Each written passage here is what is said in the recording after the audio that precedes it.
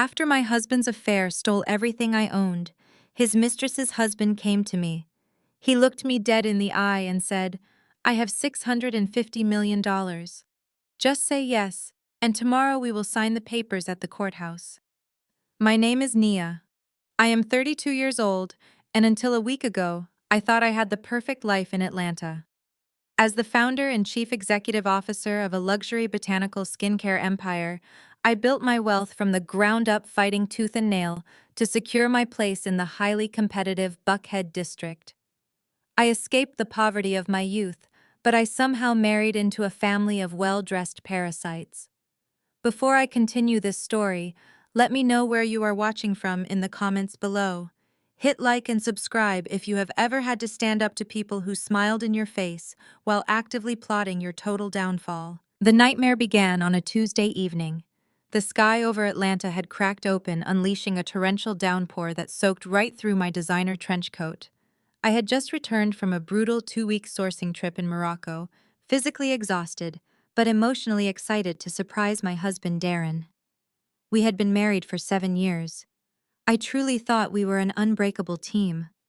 I thought the incredibly beautiful life we built was a testament to our partnership.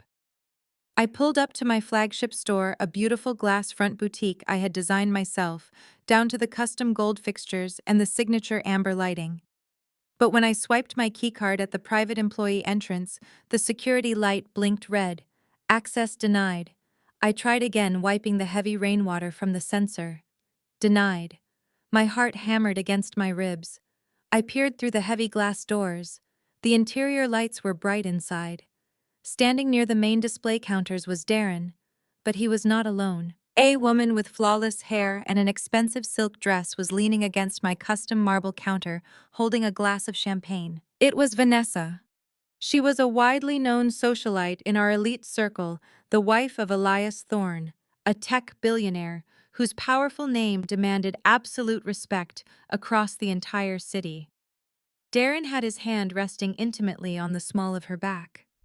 I pounded on the thick glass, the sound echoing sharply against the noise of the violent storm.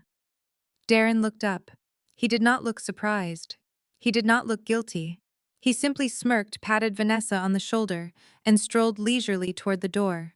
He unlocked the deadbolt and pushed the door open just enough to step into the doorway, completely blocking my path. "What are you doing here, Nia?" he asked, his voice dripping with absolute condescension. "You were not supposed to be back until Thursday afternoon." "What am I doing here?" I repeated, my voice rising over the deafening sound of the storm. "This is my store, Darren. Why is my access keycard not working? And what is she doing in my showroom drinking champagne?" Darren chuckled, a cold, grating sound that made my stomach churn with sudden nausea. "Your store. That is where you are entirely wrong." He reached behind the heavy glass door and pulled out a large black trash bag. He dropped it unceremoniously at my wet feet. The plastic bag tore open on the wet pavement, spilling my personal office belongings everywhere. My framed business awards, my custom-printed stationery, the framed photograph of my late grandmother, who inspired my very first product line, all soaking in the muddy puddles. I stared at the ruined items, my mind completely refusing to process the bizarre scene unfolding before me. "What is this?" I demanded, stepping forward to push past him. Darren placed a firm, aggressive hand on my chest, shoving me back out into the freezing rain. "This is me cleaning house," he said smoothly, adjusting the lapels of his tailored suit. "Do you remember those tax restructuring documents I asked you to sign last month? The ones you quickly skimmed through because you were too busy mixing your little lotions to read the actual fine print." My breath caught sharply in my throat. Darren managed the financial investments for my company. I trusted him completely. He was a successful venture capitalist. He handled the complex numbers so I could focus entirely on the creative side of the business. There was a comprehensive power of attorney clause buried on page 42. Darren continued, his smile widening into a deeply predatory grin. "It gave me full legal authority to transfer assets on behalf of your company. Yesterday morning, I legally transferred your entire $10 million brand, the warehouse inventory, the product trademarks, and the deed to our luxury penthouse into my newly formed holding company. You do not own anything anymore, Nia. Not the store, not the house, not even the money in our joint banking accounts. I felt the warm blood drain rapidly from my face. The falling rain was freezing, but the sudden ice spreading through my veins was infinitely colder. "You stole my company," I whispered, unable to fully comprehend the sheer magnitude of the betrayal. "You forged a transfer of my entire life's work." "It is not stealing if you willingly sign the permission slip," he replied coldly. "Vanessa and I are taking the brand global. We needed your dead weight out of the way. Call an Uber back to your old neighborhood, Nia. We are done." Before I could even formulate a coherent response to the sheer cruelty of his words, the glass door opened wider. My mother-in-law, Beatrice, stepped out, followed closely by my sister-in-law, Tanya. My eyes widened in absolute shock. They were supposed to be my family. I had generously paid off Tanya's secret credit card debts multiple times. I had funded Beatrice's lavish country club lifestyle for 5 consecutive years. But there they stood, casually shielding themselves with expensive designer umbrellas, holding 2 of my custom Hermes Birkin bags. The very bags I had proudly purchased for myself after my first $1 million quarter. Beatrice looked me up and down with an expression of pure, unadulterated disgust. "Do not look so surprised, Nia," she sneered, her shrill voice carrying over the heavy rain. "Darren desperately needs a woman of Vanessa's incredible caliber to elevate the Caldwell name. We are a family of status and high society. Your little lotion-mixing hobby was cute for a while, but you always lacked true refinement. You belong in the housing projects, not here in Buckhead." Tanya immediately chimed in, adjusting her tight grip on my stolen handbag. "Seriously, Nia, you are completely embarrassing yourself. You should be immensely grateful we let you play pretend in our wealthy world for as long as we did. Now take your trash and leave before Darren calls the police and has you arrested for trespassing." They laughed. All 3 of them stood in the warm doorway of the empire I had built with my own blood, sweat, and tears, and they openly laughed at me. Darren wrapped his arm tightly around Vanessa, who had drifted over to join them, offering a pathetic, mocking pout.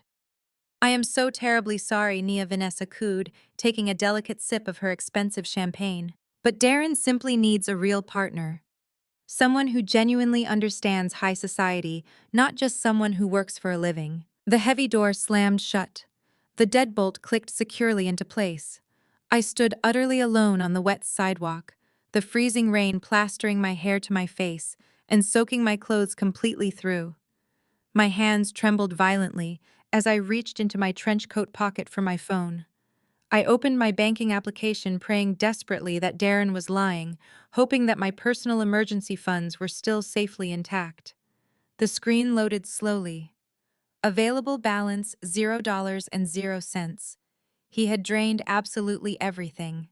7 years of marriage, 7 years of building a legacy wiped out by a single signature I had trusted my husband to handle. Every single financial lifeline I possessed had been systematically severed. I sank to my knees right there on the hard pavement, completely surrounded by my ruined belongings. The cruel betrayal was absolute. But as I knelt in the dark, the bright glare of headlights cut through the heavy rain. A sleek black Maybach pulled up to the curb. The window rolled down to reveal Elias Thorne. He stepped out and delivered a simple proposition. "I have exactly $650 million in liquid assets," he said, his deep voice completely calm. "Just say yes to me right now, and tomorrow morning we will sign the legal papers at the courthouse." The cold marble floors of the Fulton County Courthouse echoed with the sharp, decisive click of my pen. I signed my name on the marriage certificate with a steady hand, feeling absolutely no hesitation. Less than 12 hours had passed since Darren threw me out into the freezing rain, stripping me of my business, my home, and my dignity. Now I sat across from Elias Thorne, a man whose vast technological empire controlled half the digital infrastructure in Atlanta. He wore an immaculate charcoal-tailored suit, his expression unreadable and dangerously calm. There was no romance in this sterile government room. This was a boardroom acquisition, a highly strategic merger between 2 people who shared a mutual burning desire for absolute destruction. Darren thought he was an untouchable genius, Elias said, his deep voice slicing through the quiet room as he handed the signed document to the clerk. In his desperate rush to secure your $10 million brand and protect it from any future marital claims, he utilized that same forged power of attorney to file an expedited, uncontested divorce. He pushed the paperwork through a corrupt judge on his payroll yesterday morning. He wanted you completely severed from his new wealth before you even realized what was happening. But his arrogance is a massive liability. By legally divorcing you in secret, he unknowingly cleared the path for me to marry you today. I stared at the finalized marriage certificate, letting the profound reality wash over me. My traitorous husband had been so eager to discard me that he handed me the exact weapon I needed to destroy him. Elias slid a heavy leather-bound folder across the wooden table. I opened it, scanning the dense legal text, as Elias explained his motive with surgical precision. Vanessa, his treacherous wife, had been quietly consulting with cutthroat divorce attorneys for weeks. She had discovered a highly obscure loophole in their prenuptial agreement. By claiming emotional abandonment and fabricating evidence of severe financial abuse, she planned to file an emergency injunction to seize half of his liquid assets before he could transfer them into an impenetrable blind trust. "She wants my offshore accounts," Elias stated, adjusting his platinum watch with a calculated flick of his wrist. "But Georgia estate and marital laws are very specific. By legally marrying you this morning, you immediately supersede Vanessa as my primary beneficiary and sole financial proxy. A new legal marriage completely invalidates her pending claims on my liquid assets. I freeze her out instantly, leaving her with nothing but the clothes on her back. I need your intimate knowledge of Darren's shadow accounts to track exactly where they are hiding my stolen money. You need my endless capital to absolutely crush them into dust. Do we have an understanding?" "We have a war," I replied, closing the folder firmly. 2 hours later, a sleek black Maybach pulled up to the curb outside the Buckhead Elite Banking Lounge. I stepped out into the warm Atlanta morning, looking completely different from the drenched, defeated woman from the night before. I was wearing a sharp, impeccably tailored white suit, bought with Elias's unlimited platinum card, my hair styled into a flawless silk press. Two of Elias's massive security guards flanked me, but I instructed them to wait outside. This particular battle required a deeply personal touch. The interior of the bank was a sanctuary of quiet luxury, smelling of expensive mahogany, old money, and fresh espresso. I walked across the plush carpet toward the VIP services desk. Before I even reached the reception area, a familiar shrill voice echoed harshly through the pristine marble hall. It was Tanya, my incredibly entitled sister-in-law, and standing right beside her, clutching a fake designer purse, was Beatrice, my deeply materialistic mother-in-law. "I demand you run the card again." Tanya was screaming at a terrified bank teller, slamming her manicured hands on the polished granite counter. "Do you have any idea who my brother is? He is a multi-million-dollar venture capitalist. There is absolutely no way this card is declining for a simple $30,000 Cartier watch. You need to fix your broken machine right now before I have you fired." Beatrice nodded vigorously, her face contorted in an ugly sneer. "My son just acquired a massive global skincare brand. We are elite clients. We do not stand here and endure this kind of profound disrespect from low-level employees. Get me the branch manager immediately." The branch manager, Mr. Harrison, hurried out from his glass-enclosed office, looking deeply uncomfortable. "Ladies, I assure you, our machines are functioning perfectly," he explained in a hushed, placating tone. "The Black American Express card has been permanently flagged and suspended by the primary account holder. There are insufficient funds available on your supplementary accounts." "Her brother is a fraud, Mr. Harrison," I announced, my voice ringing out clear and authoritative across the quiet lobby. Tanya and Beatrice whipped around, their eyes widening in absolute shock as they took in my immaculate appearance. Tanya quickly recovered, crossing her arms and letting out a loud, mocking laugh. "Look who decided to crawl out of the gutter," she sneered, looking me up and down. "Did you come here to beg for a personal loan, Nia? Darren completely cut you off. You do not have a single dime to your name. You should be embarrassed showing your face in a place like this." Beatrice scoffed, stepping closer to me with an expression of pure, unadulterated disgust. "I told Darren to have security throw your remaining junk into the alley. You are a bitter divorced woman with absolutely nothing. Vanessa is already redecorating your penthouse. Now step aside and let people with actual money handle their banking. I did not flinch. I did not raise my voice. I calmly stepped up to the teller desk and placed my new legal identification and a thick stack of corporate mandates directly on the marble counter. "Mr. Harrison," I said smoothly, "please pull up the corporate profile for the secondary operating LLC registered under my maiden name." Mr. Harrison typed rapidly on his keyboard, his eyes scanning the screen. "Yes, Mrs. Caldwell, or rather, Mrs. Thorne now," he corrected himself respectfully, glancing at my new identification. "You are the sole authorized signatory for the secondary commercial credit lines." Tanya frowned, her arrogant facade slipping slightly. "What are you talking about? That card belongs to Darren. He gave it to me." I turned to face my sister-in-law, letting a slow, freezing smile spread across my face. "That card belongs to my corporate umbrella, Tanya. Darren was so incredibly eager to steal my primary company assets that he completely forgot about the secondary operating LLC registered under my maiden name. The very same LLC that holds all the supplementary credit lines for this so-called wealthy family." I watched the color slowly drain from Tanya's face as the brutal realization began to set in. I took a deliberate step closer, ensuring every word landed with maximum impact. "I want you to listen to me very carefully," I said, my voice dropping to a dangerous whisper. "The white Range Rover you drive around Atlanta, trying to look rich. The monthly payments come directly from my corporate account. The exclusive Peachtree Country Club membership you flaunt to your fake friends, Beatrice. Your weekly deep tissue massages, your expensive catering bills, and your ridiculous shopping sprees are all funded entirely by the very lotion-mixing hobby you continuously mock. Darren never had any real money. He is a pathetic parasite who used my hard work to fund your lavish lifestyles." Beatrice gasped, clutching her chest, as if she had been physically struck. "You are lying," she sputtered, her voice trembling with rising panic. "My son is a highly successful executive. Vanessa just transferred $5 million into his primary business account yesterday. We do not need your pathetic little credit cards. We are rich." I laughed, a sharp, genuinely amused sound that echoed in the high-ceilinged room. "Oh, Beatrice, you really think that $5 million belongs to Vanessa? She stole that money from her husband's charitable foundation.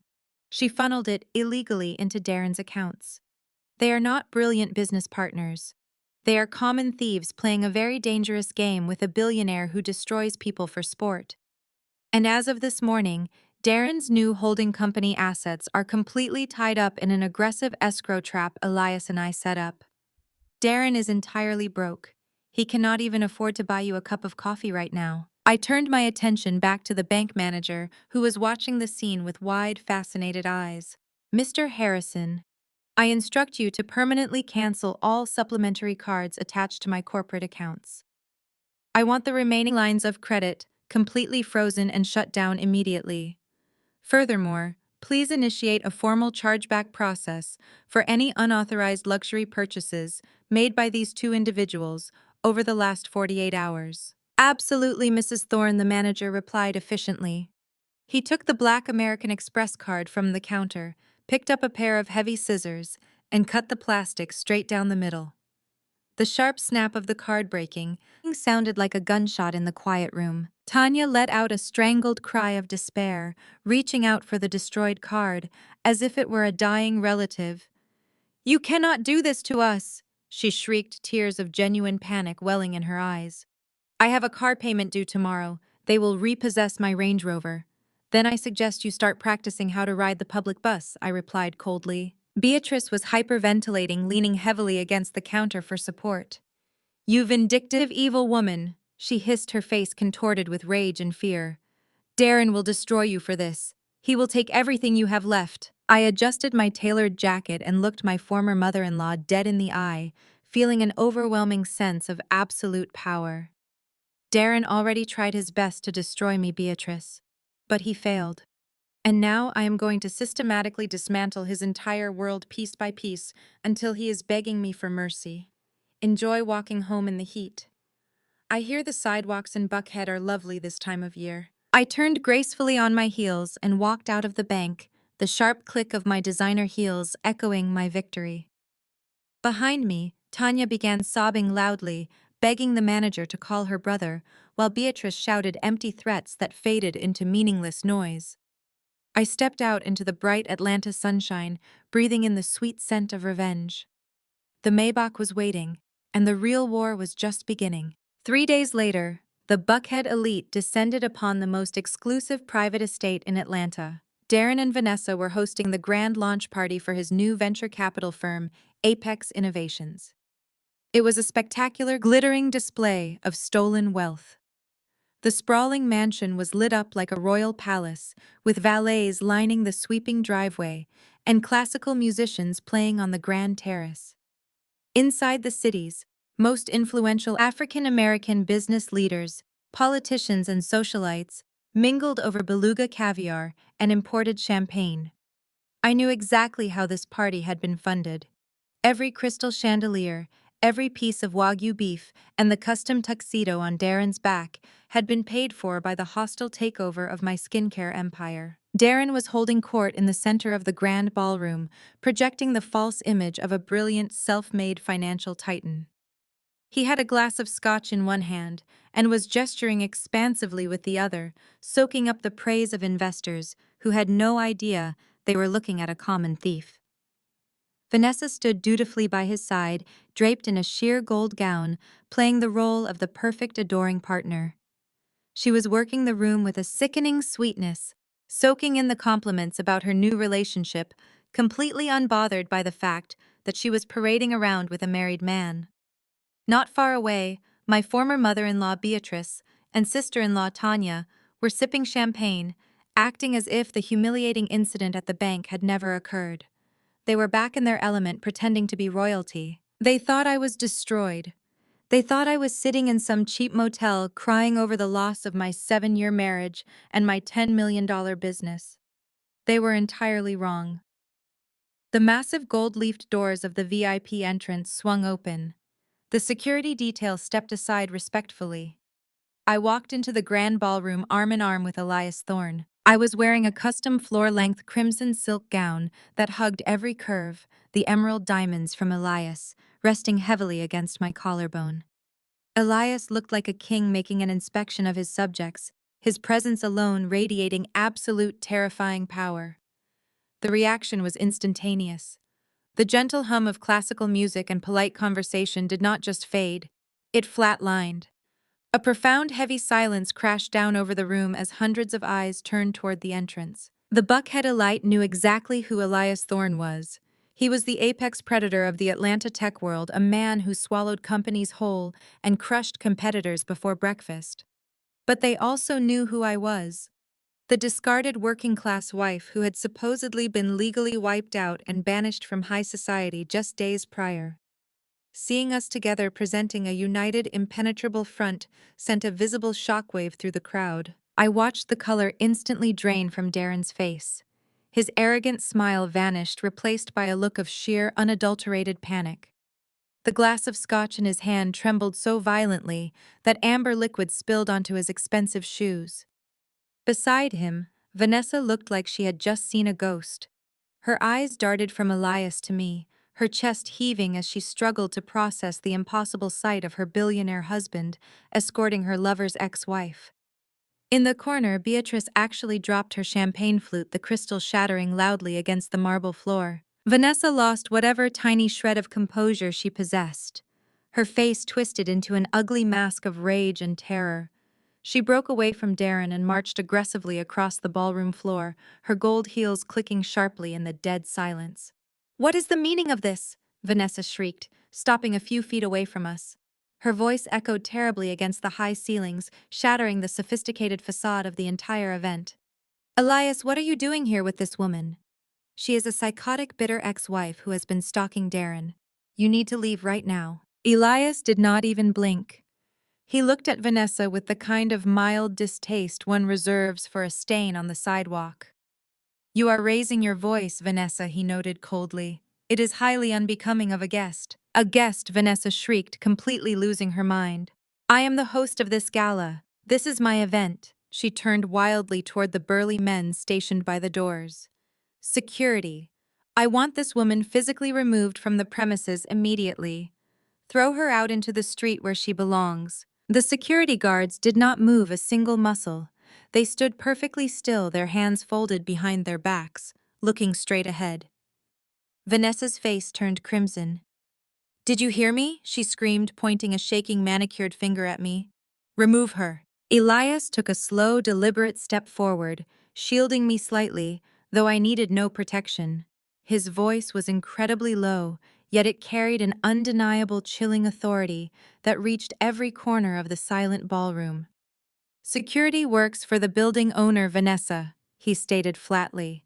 "And my wife's new holding company just purchased this entire estate this morning at 9 o'clock sharp. You are currently standing in Nia's living room." A collective gasp rippled through the crowd of wealthy investors and socialites. Whispers erupted like wildfire. The phrase my wife echoed in the minds of everyone present. Vanessa stumbled backward, her mouth opening and closing without sound. "Wife," she choked out, staring at Elias in absolute horror. "What are you talking about? We are married." "We were married," Vanessa Elias corrected smoothly, pulling a folded legal document from his breast pocket, "until you violated the morality clause of our prenuptial agreement. I filed the paperwork yesterday. Nia and I were legally married the day before. You are officially trespassing on my wife's private property." The total humiliation was absolute. The entire Atlanta elite was watching Vanessa Thorne, the woman who loved to play the victim, be publicly dethroned and exposed as an adulterer and a squatter. Darren, realizing his entire public relations strategy and financial backing were evaporating in real time, finally unfroze. He practically sprinted across the ballroom, grabbing Vanessa by the arm and pulling her back before she could embarrass him any further. Darren forced a strained, sickly smile for the crowd, trying desperately to salvage the catastrophic situation. "Ladies and gentlemen, please enjoy the catering," he announced loudly, his voice cracking slightly. "There seems to be a minor administrative misunderstanding that we need to clear up privately. Please enjoy the music." He turned his frantic eyes to me. "Nia, my office." "Right now," he demanded through gritted teeth. I glanced at Elias, who gave me a subtle nod. I detached my arm from his and followed my traitorous husband down the long gilded hallway, away from the prying eyes of the investors. He shoved me into the heavy oak-paneled study and slammed the door shut, locking it quickly. Darren was sweating profusely. Large dark patches stained the underarms of his custom tuxedo. The cool, arrogant facade he had worn at my store was completely gone. He paced the length of the room like a caged animal, before turning to glare at me, his eyes wide and bloodshot. "You think you are so incredibly smart, do you not, Nia?" he hissed, jabbing a finger in my direction. "You think marrying a billionaire magically erases what I did? You think you can just buy the building and humiliate me in front of the biggest venture capital investors in the state? I own your company. I own your brand. You have absolutely nothing on paper." "You are sweating, Darren," I noted calmly, leaning against his heavy mahogany desk. "It is not a good look for a supposed financial genius. You are unraveling because you know Elias is going to financially obliterate you." Darren let out a frantic, breathless laugh, reaching into his desk drawer. He pulled out a thick manila envelope and slammed it down on the desk between us. "Do not mistake my anger for weakness, Nia. You pushed me, so now I am going to bury you permanently." I looked down at the envelope, keeping my expression perfectly neutral. "What is this, Darren? Another forged document for me to sign?" "Better," he sneered, leaning in close, his breath smelling heavily of scotch and desperation. "These are heavily doctored, untraceable financial ledgers. They falsely indicate that for the last 4 years, you have been systematically embezzling millions of dollars from your own company to evade federal taxes.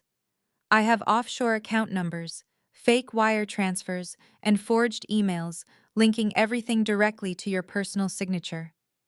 If you do not walk out of this house right now, divorce Elias and drop this ridiculous vendetta, I am sending this entire folder directly to the Criminal Investigation Division of the IRS.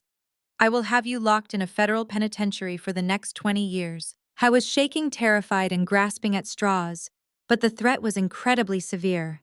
Darren was a master manipulator of numbers, and I knew he possessed the technical skills to forge a convincing paper trail. He was cornered, backed against a wall, and completely willing to destroy my freedom to save his own skin.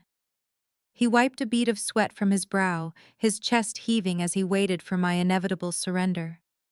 I stared at the folder, the heavy silence stretching between us, realizing that this war had just escalated from simple corporate theft to a brutal high-stakes battle for my actual physical freedom.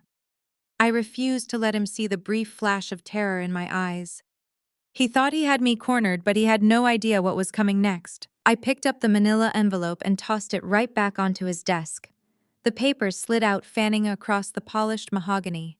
"You really are a fool, Darren," I said, my voice dripping with absolute ice. "Do you honestly believe the Internal Revenue Service will investigate me without auditing every single financial entity connected to my name? If you hand these forged ledgers over to federal agents, the very first thing they will do is subpoena the financial records of your brand new venture capital firm. They will trace the exact origins of your startup capital. They will find the $5 million Vanessa stole from Elias. You are not handing me a prison sentence, Darren. You are writing your own." The blood completely drained from his face. His jaw went slack as the crushing reality of his own short-sighted arrogance finally caught up with him. He had been so hyper-focused on framing me that he forgot a federal investigation would instantly expose his money laundering scheme with Vanessa. I did not give him a chance to recover.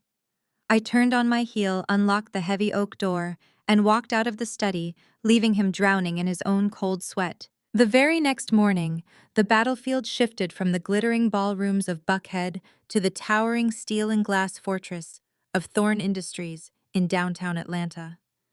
Elias occupied the top 3 floors of the skyscraper, a space designed to intimidate everyone who stepped off the private elevator.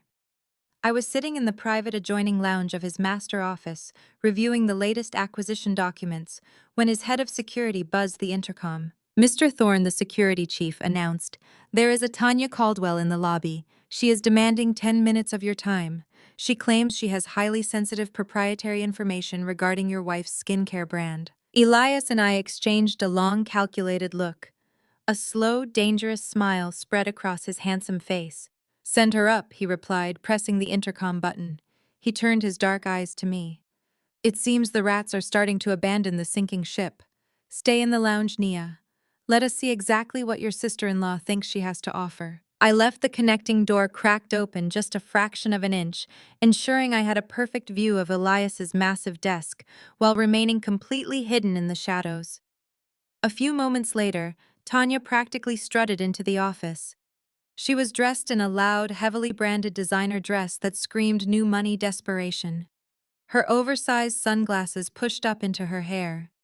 She looked around the cavernous minimalist office with wide, greedy eyes, clearly calculating the sheer net worth of the man sitting behind the desk. "Mr. Thorne," Tanya said, her voice adopting a sickeningly sweet, conspiratorial tone as she approached his desk. "Thank you so much for seeing me. I know you are an incredibly busy man, so I will get straight to the point." Elias did not stand to greet her. He simply leaned back in his leather chair, steepling his fingers together. "You have exactly 10 minutes, Tanya. I suggest you use them wisely." Tanya took a seat without being offered one, crossing her legs and leaning forward as if they were old friends sharing a juicy secret. "Look, we all know how things work in high society, Atlanta," she began, lowering her voice. "We know you are a brilliant businessman, and we know that your sudden, shocking marriage to Nia is just a strategic, calculated move. You are a billionaire. You do not actually care about her little lotion company or her petty drama with my brother. You just want to secure the assets and flip the company for a massive profit." Elias remained perfectly stone-faced. "Your assessment of my marital motives is bold, Tanya, but you did not come all the way to my headquarters to discuss my personal life. What exactly are you offering me?" Tanya's eyes gleamed with undisguised greed. She reached into her gaudy designer handbag and pulled out a sleek silver flash drive. She placed it carefully on the center of Elias's glass desk, treating it like it was a holy relic. When Nia and Darren lived together, she kept her most sensitive work files on a private server in their home office, Tanya explained, a smug, triumphant smile plastering her face. "She was always so incredibly paranoid about corporate espionage. But my brother gave me the security bypass codes months ago so I could use the printer.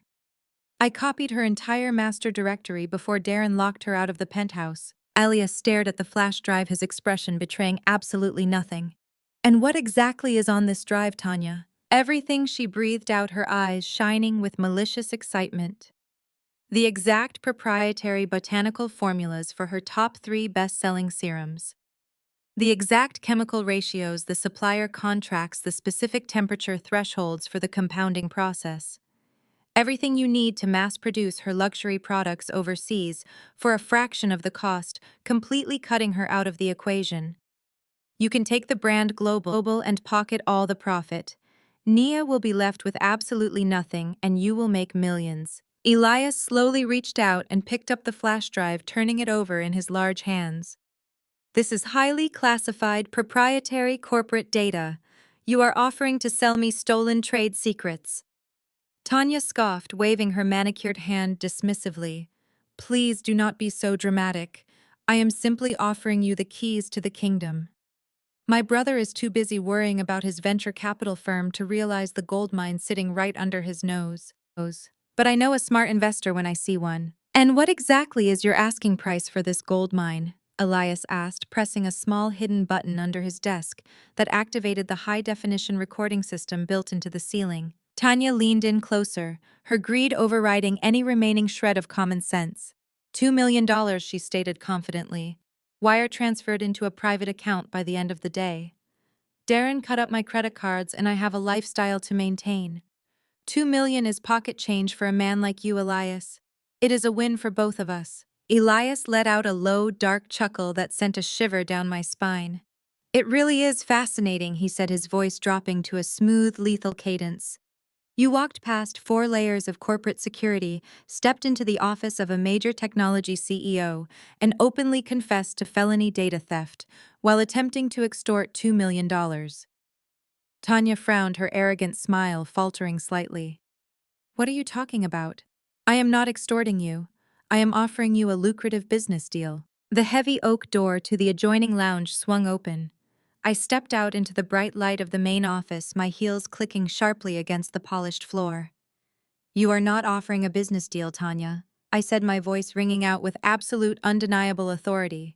You are actively committing industrial espionage on a recorded line. Tanya whipped around, letting out a sharp, terrified gasp. The color vanished from her face instantly, leaving her looking ashen and suddenly very small. She jumped up from her chair, stumbling backward until her back hit the glass wall. Nia, she stammered, her voice trembling violently. What are you doing in here? I am standing in my husband's office, I replied smoothly, walking over to Elias's desk and picking up the silver flash drive. The real question is, why are you trying to sell my property to my own husband? I was not, Tanya stammered desperately, her eyes darting between Elias and me as the horrifying reality of the trap began to close around her. Elias, tell her. I was just trying to help you. Elias did not even look at her. He tapped a command on his keyboard, and the massive 80-inch flat-screen monitor on the wall roared to life. He plugged the flash drive into his terminal. Let us take a look at these incredibly valuable trade secrets you are trying to sell for $2 million, he said calmly. The screen displayed a series of complex chemical equations and ingredient lists. To an untrained eye, they looked like highly sophisticated, groundbreaking cosmetic formulas. But I knew exactly what they were. I crossed my arms over my chest and let out a harsh, mocking laugh. You really think I am stupid enough to leave my multi-million-dollar proprietary formulas sitting on an unsecured home network where your parasitic brother could access them? I asked, stepping closer to her. Those files you stole are not my best-selling serums, Tanya. They are dummy files. Decoys I created 3 years ago specifically to catch lazy, opportunistic corporate spies just like you. Tanya stared at the screen, her mouth opening and closing in sheer panic. Dummy files. What are you talking about? Those are the exact documents from your private folder. If a manufacturer actually followed those specific chemical ratios, the resulting product would not be a luxury anti-aging serum, I explained, dissecting her ignorance with clinical precision. The chemical reaction between those specific active botanicals, at that particular temperature threshold, creates a highly unstable, foul-smelling brown sludge. You just tried to extort a billionaire for $2 million in exchange for a recipe that makes literal garbage. You are not just a thief, Tanya. You are an incredibly incompetent one. Tanya began to hyperventilate, her chest heaving as tears of genuine terror sprang to her eyes. Nia, please, she begged, holding her shaking hands up in surrender. You have to understand, I am desperate. Darren blocked all the accounts. I have mortgage payments. I have credit card companies calling me every single hour. I was just trying to survive. You cannot hold this against me. We are family. We stopped being family the moment you stood in the rain, holding my stolen purses, and told me I belonged in the housing projects. I replied, my voice turning into a weapon of pure freezing ice. You made your choice, Tanya. Now you get to face the devastating consequences. I walked back to the desk and picked up a sleek black remote control, pausing the audio recording that had captured every single word of her extortion attempt. I looked at Elias, who nodded silently, granting me full control of her execution. Under the Federal Economic Espionage Act, the theft of trade secrets is punishable by up to 10 years in a federal penitentiary and a massive financial fine, I stated, quoting the law with terrifying accuracy. You illegally accessed my private server. You downloaded proprietary data. You transported it across city lines, and you attempted to sell it for financial gain. I have the digital footprint, the security logs from the penthouse, and your clear, uncoerced audio confession right here in this room. Tanya dropped to her knees right there on the expensive carpet, sobbing hysterically. Please, Nia, I am begging you, do not go to the police. I will do anything. I will give the purses back. I will clean your house. Please do not send me to prison. I cannot survive in a place like that. I looked down at her pathetic, trembling form, feeling absolutely no pity. I do not want the purses back, Tanya. I said, my tone completely devoid of mercy. And I certainly do not want you anywhere near my home. What I want is Darren. I want to know exactly where he is hiding the $5 million Vanessa stole from Elias. I want the offshore account numbers. I want the routing details. I want the names of the shell companies he is using to launder the stolen capital. I do not know anything about his accounts, Tanya cried out, shaking her head frantically. He does not tell me about the business. He only talks to Kendrick about the money. He uses Kendrick to sign the financial ledgers, so his own name stays off the federal radar. I narrowed my eyes, the final piece of the puzzle falling perfectly into place. Kendrick. My cowardly, spineless brother-in-law was acting as the shadow chief financial officer for Darren's fraudulent empire. I stepped back, looking down at Tanya with absolute disgust. You have exactly 24 hours to bring me everything you can find on Kendrick's involvement, I commanded. Emails, text messages, bank statements, whatever you can steal from your brother's desk. Bring me the undeniable proof that Kendrick is holding the money. If you fail, or if you breathe a single word of this conversation to Darren, I will personally hand this audio recording over to the federal authorities, and I will make sure the judge gives you the maximum sentence. Tanya nodded aggressively, tears ruining her expensive makeup. I will get it, I promise. I will get you whatever you need. Just please do not call the police. Your 24 hours starts right now. Elias said, his voice slicing through her sobs. Get out of my building before I call security and have them throw you into the alley where you belong. Tanya scrambled to her feet, grabbing her gaudy handbag, and practically sprinted out of the office, fleeing for her life. The heavy doors clicked shut behind her, leaving Elias and me alone in the quiet, commanding space. I looked at the flash drive in my hand, a slow, deeply satisfied smile spreading across my face. The first domino had just fallen, and the rest of the Caldwell family was about to come crashing down. The very next evening, Elias and I sat in the dimly lit back seat of his Maybach, watching the rain-slicked streets of downtown Atlanta glide past the tinted windows. We were heading straight for the second domino. Tanya had proven to be exactly as weak and self-serving as I always knew she was. Terrified by the looming threat of a federal prison sentence for industrial espionage, my former sister-in-law had completely folded. Before she even reached the ground floor of Elias's corporate headquarters, she was rapidly texting me everything she knew about Darren's financial setup. The information she provided confirmed my deepest suspicions. Darren was arrogant, but he was also incredibly paranoid. He never put his own name on the most dangerous documents. He needed a fall guy, a shadow chief financial officer, who could absorb the legal impact if the federal authorities ever started asking questions about his sudden influx of massive capital. That unfortunate disposable shield was his older brother, Kendrick Caldwell. Kendrick was a man who had spent his entire adult life desperately trying to step out of Darren's shadow. While Darren was charming and ruthless, Kendrick was lazy, entitled, and a profound coward. He loved the illusion of wealth. He loved wearing custom-tailored suits, driving leased sports cars, and flashing VIP cards at exclusive clubs, but he lacked the actual intelligence to generate his own revenue. Darren had exploited that exact weakness. By giving Kendrick a meaningless executive title at the new holding company and a generous monthly stipend, Darren had essentially purchased a human meat shield. Elias's private security team had effortlessly tracked Kendrick's location. He was currently holding court at the Vanguard, an ultra-exclusive members-only cigar lounge nestled in the heart of the financial district. It was exactly the kind of pretentious high society establishment where Kendrick loved to pretend he was a self-made titan of industry. The Maybach pulled smoothly to a halt outside the heavy oak doors of the Vanguard. Elias adjusted the cuffs of his immaculate Tom Ford suit and offered me a dangerously sharp smile. "Are you ready to completely ruin your brother-in-law's evening?" he asked, his deep voice vibrating with quiet anticipation. I adjusted my silk emerald dress and stepped out into the humid Georgia air.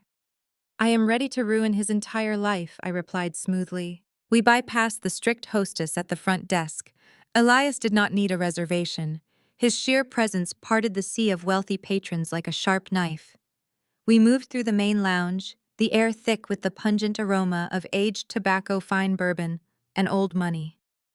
Elias's head of security, a towering man named Marcus, led us directly toward the secluded VIP room at the back of the establishment. Through the frosted glass doors, I could see Kendrick sitting in a plush leather armchair.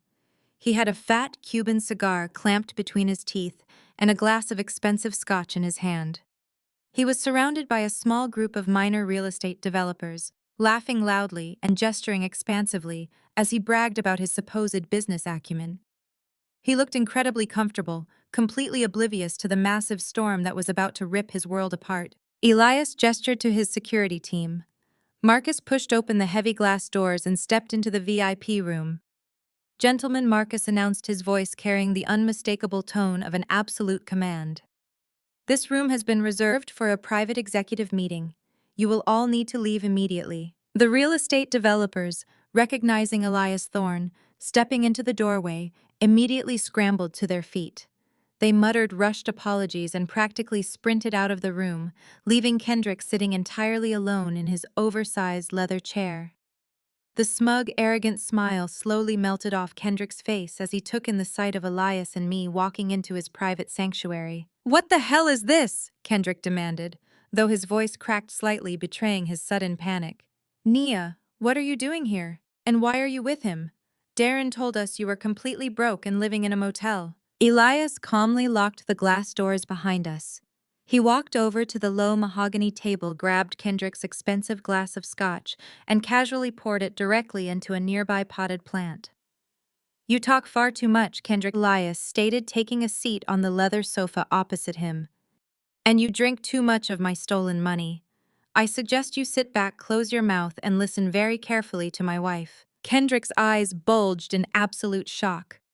"Wife," he sputtered, looking frantically back and forth between us. "What do you mean, wife? Darren just divorced her." I took the seat next to Elias, crossing my legs and folding my hands neatly in my lap.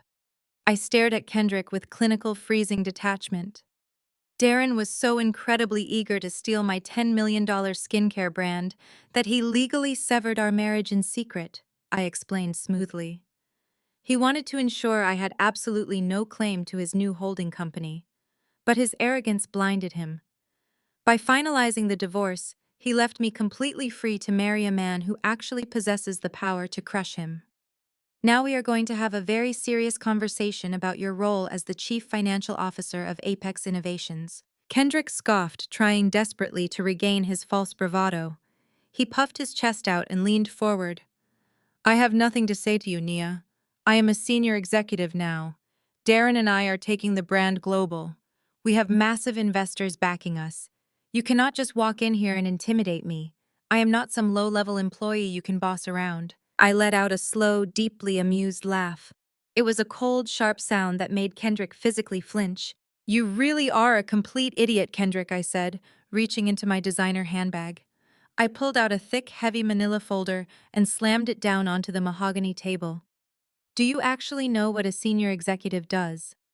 Do you have any basic comprehension of corporate liability? Because I highly doubt you actually read any of the incorporation documents Darren told you to sign. Kendrick stared at the folder, a bead of nervous sweat forming on his forehead. What are you talking about? I signed the partnership agreements. I am a 50% stakeholder in the holding company. Elias leaned forward, his dark eyes locking onto Kendrick with terrifying intensity. You are not a stakeholder, Kendrick. You are the designated fall guy. You are the sacrificial lamb your brother set up for the slaughter. I opened the folder and spread the official corporate filings across the table. These were the exact documents my legal team had painstakingly pulled from the state registry earlier that afternoon. Look closely at page 7, I instructed, tapping a manicured fingernail against the highlighted text. Darren did not list himself as the primary guarantor for the massive commercial loans he took out against my stolen assets. He used your full legal name. He used your personal social security number. He used your digital signature to authorize every single fraudulent wire transfer over the past 2 weeks. Kendrick leaned over the table, his eyes rapidly scanning the dense legal jargon. The color drained completely from his face, leaving him looking sickly and pale. No, he whispered, his hands beginning to shake violently. No, that is impossible. Darren said these were just standard operational filings. He said he was protecting my assets by making me the chief financial officer. I was protecting himself, I corrected harshly, my voice striking him like a physical blow. Darren knew exactly what he was doing. He knew that stealing a $10 million company and forging a power of attorney constitutes massive federal wire fraud. He knew that accepting $5 million in stolen funds from Vanessa Thorne constitutes felony money laundering. He built a fraudulent empire, Kendrick, but he built it entirely in your name. When the federal authorities inevitably raid the offices of Apex Innovations, Darren is going to claim he was merely an innocent consultant. He is going to point directly at the chief financial officer and tell the Federal Bureau of Investigation that you masterminded the entire criminal operation. Kendrick dropped his cigar onto the table, his breathing becoming shallow and erratic. He grabbed the documents, flipping frantically through the pages as the horrifying reality of his brother's betrayal finally set in. He set me up. Kendrick gasped, tears of sheer, unadulterated terror welling in his eyes. My own brother set me up to take the fall. I did not do any of this. I just signed the papers he put in front of me. I do not even know how to run a skincare company. Ignorance is not a valid legal defense in federal court. Elias stated, his tone utterly devoid of mercy. You authorized the illegal transfer of $5 million from my private charitable foundation into your holding company. That is an act of criminal embezzlement against a billionaire who employs a team of 50 ruthless corporate attorneys. You are looking at a minimum of 20 years in a maximum security federal penitentiary. You will lose your luxury cars, your tailored suits, and your freedom. You will be completely destroyed. Kendrick collapsed back into his chair, covering his face with his shaking hands. He began to sob loudly, the pathetic sound echoing in the opulent VIP room. The arrogant high society executive was completely gone, replaced by a terrified, broken coward who realized he was about to lose his entire life. Please, he begged, looking up at us with tears streaming down his face. Please, Mr. Thorne. Nia, you have to believe me. I did not know he was stealing from you. I just wanted to be successful. I just wanted my family to respect me. You cannot send me to prison. I will not survive in there. I stared down at him, feeling absolutely zero pity. Kendrick had gladly celebrated my downfall. He had cheered when Darren threw me out into the rain. He had happily spent my hard-earned money on expensive cigars and cheap thrills.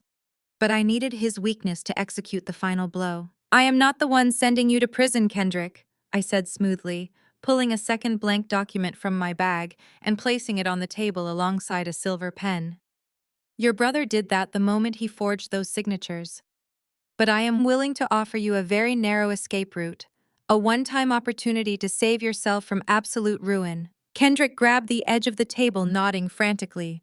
Anything, he choked out, his voice desperate. I will do whatever you want. Just tell me how to fix this. You are going to turn state's evidence against your own brother, Elias commanded, outlining the terms of his surrender with brutal precision. You are the chief financial officer. That means you have authorized unrestricted access to the master financial ledgers. You know exactly which offshore accounts Darren is using to hide my stolen $5 million. You know the exact routing numbers he used to liquidate Nia's corporate assets. You are going to hand over every single digital file, every hidden ledger, and every incriminating email Darren has sent over the last month.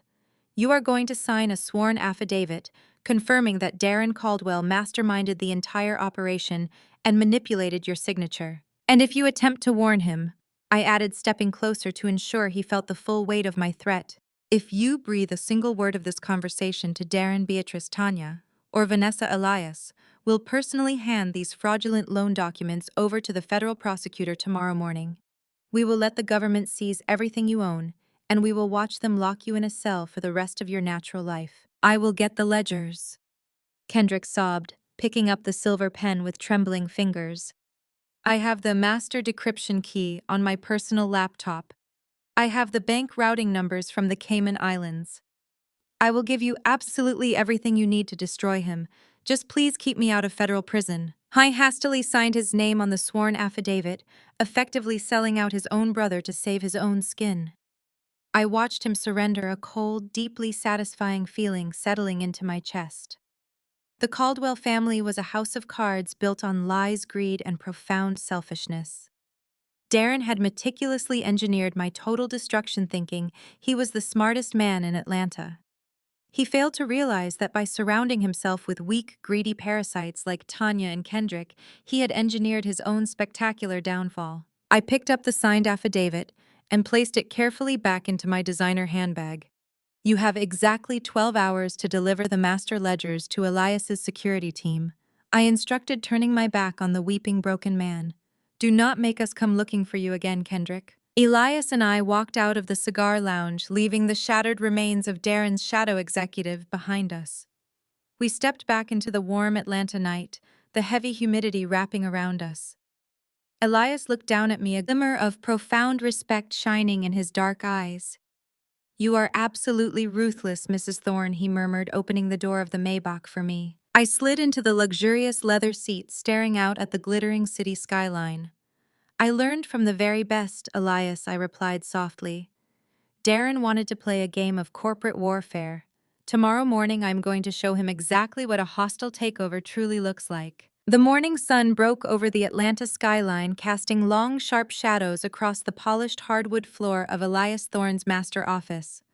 We were sitting on the plush leather sofas in his private viewing room, a steaming cup of black coffee resting comfortably in my hands.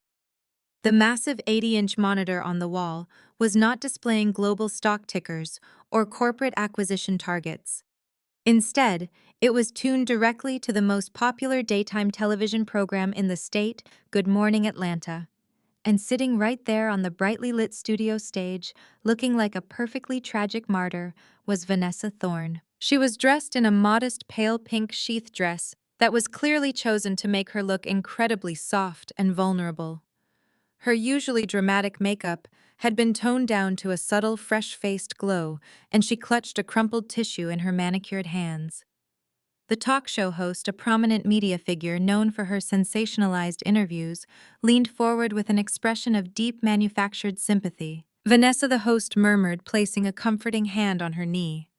The rumors circulating through Buckhead high society have been absolutely shocking.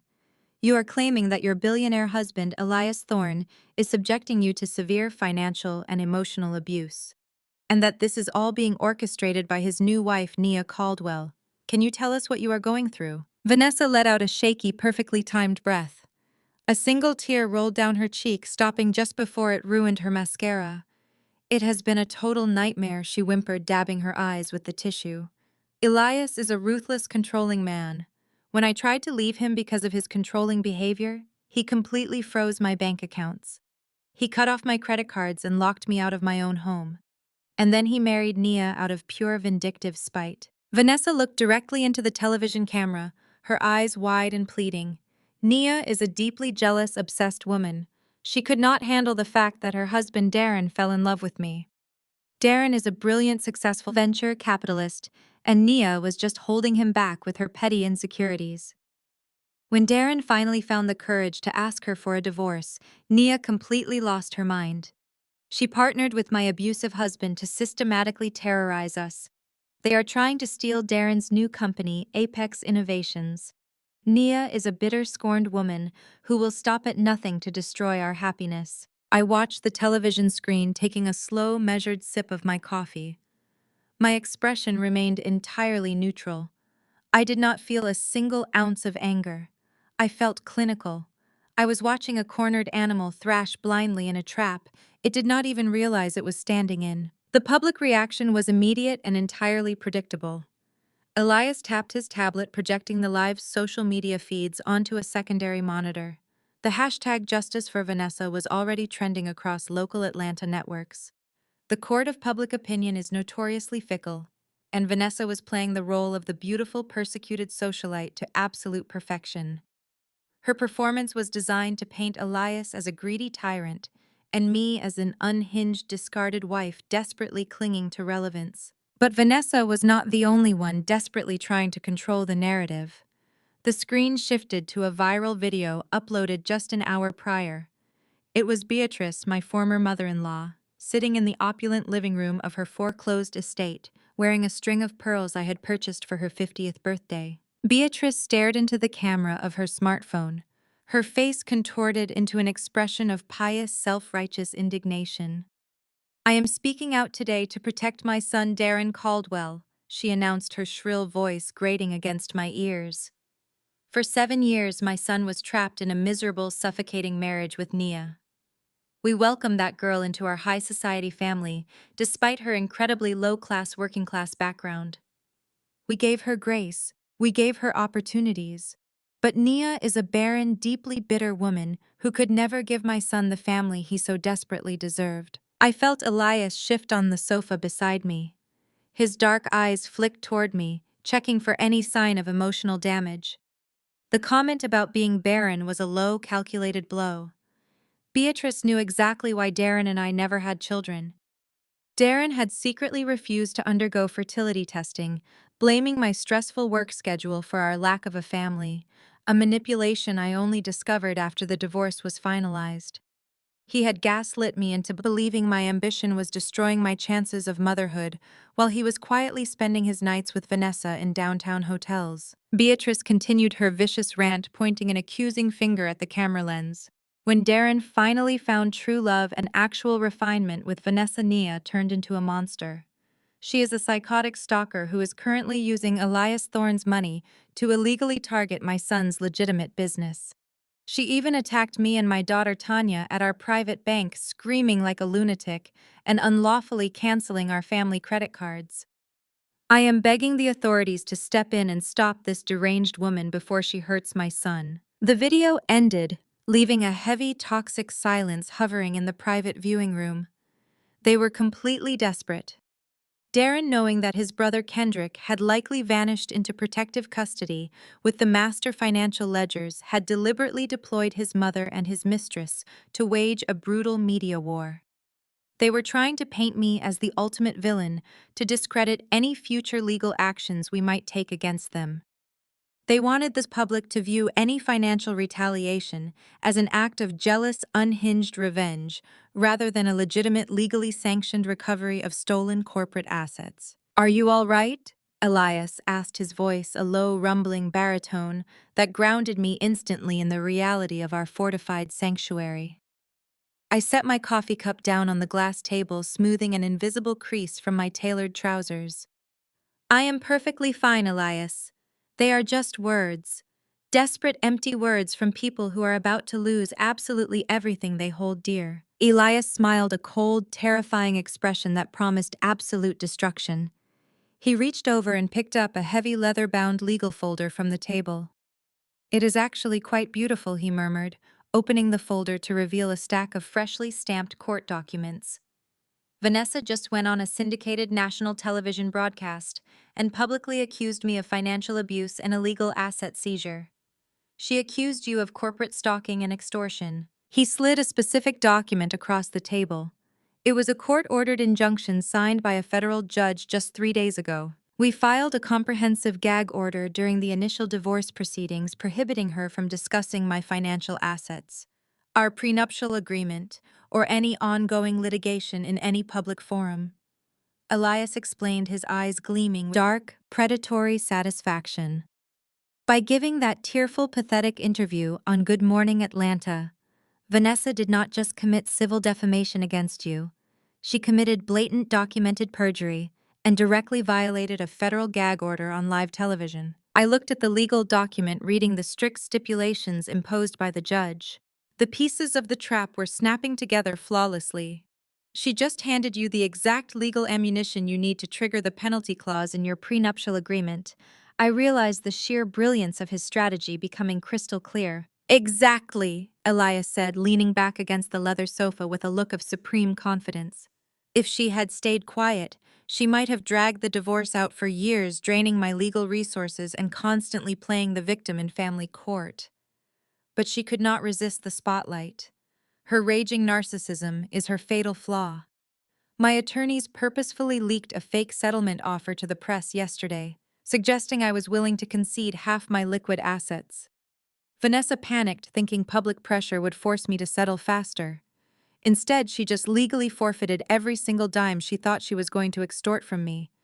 She walks away with absolute zero. And Beatrice, I asked, thinking of my former mother-in-law's vicious viral video that was currently racking up hundreds of thousands of views across social media platforms. Beatrice just publicly verified that she was using credit cards registered to your corporate LLC. Elias pointed out, tapping the digital screen where her video had played. She essentially admitted to utilizing funds from a company she is actively accusing of financial instability and fraudulent behavior. It is a beautiful piece of corroborating evidence for the massive embezzlement case we are building against Darren. They are handing us the heavy iron nails for their own coffins. I stood up from the sofa, walking slowly toward the massive floor-to-ceiling windows that overlooked the bustling financial district of downtown Atlanta. The media circus was nothing more than a loud, obnoxious smokescreen designed to hide the fact that Darren's new venture capital firm was rapidly running out of stolen money.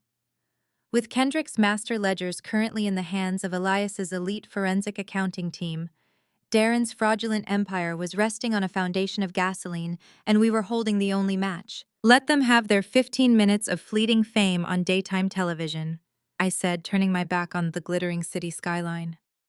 Let Beatrice collect her sympathetic comments on social media and pretend she is an upstanding citizen.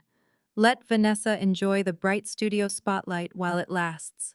Because tomorrow morning, Darren is holding the final executive board meeting to officially launch Apex Innovations. And I think it is time we introduce his elite investors to the real chief executive officer. The morning of the Apex Innovations executive launch meeting arrived with a heavy, suffocating humidity that seemed to press against the glass windows of the downtown Atlanta high-rise. I stood in front of the floor-to-ceiling mirror in Elias's master suite, adjusting the collar of my tailored black blazer. Today was not just a battle, it was a complete corporate execution. I had spent the last 48 hours reviewing the master financial ledgers Kendrick had frantically surrendered. The depth of Darren's fraud was staggering, but it was also incredibly sloppy. He had been so arrogant, so certain that his fabricated paperwork would protect him, that he had left a massive, easily traceable digital trail leading directly back to Elias's stolen $5 million. Elias stepped into the room, adjusting his silver cufflinks. He looked at my reflection in the mirror, his dark eyes gleaming with a terrifying, predatory calmness. Are you ready to dismantle your former husband's entire existence? Mrs. Thorne, he asked, his voice low and incredibly smooth. I turned around, meeting his gaze with absolute zero hesitation. I am ready to burn his fraudulent empire entirely to the ground, Elias. Let us go introduce the elite investors of Atlanta to the real chief executive officer. The sleek black Maybach glided through the bustling morning traffic, stopping smoothly outside the towering glass and steel building that housed the new headquarters of Apex Innovations. Darren had leased the entire 50th floor, sparing absolutely no expense to project an image of massive established wealth. As Elias and I stepped out of the vehicle, we were immediately flanked by a team of 6 federal auditors and Elias's top 3 corporate attorneys. The sight of our formidable entourage caused the building security guards to step aside without a single word of protest. We rode the private elevator up to the 50th floor in complete silence. The heavy oak doors of the executive boardroom were closed, but through the frosted glass, I could see the shadowy silhouettes of Atlanta's most prominent venture capitalists and real estate developers taking their seats around the massive mahogany table. Darren was inside preparing to officially launch his company and secure millions of dollars in additional funding based entirely on a foundation of stolen money and forged documents. Elias did not bother knocking. He simply placed a firm hand on the brass handle and pushed the heavy doors wide open, the sudden movement causing the heavy wood to bang loudly against the interior wall. The entire boardroom froze. The low hum of pre-meeting chatter instantly died, replaced by a profound, suffocating silence. Darren was standing at the head of the table, a laser pointer in his hand, a smug, arrogant smile frozen on his face. His eyes darted from me to Elias, then to the federal auditors standing imposing behind us.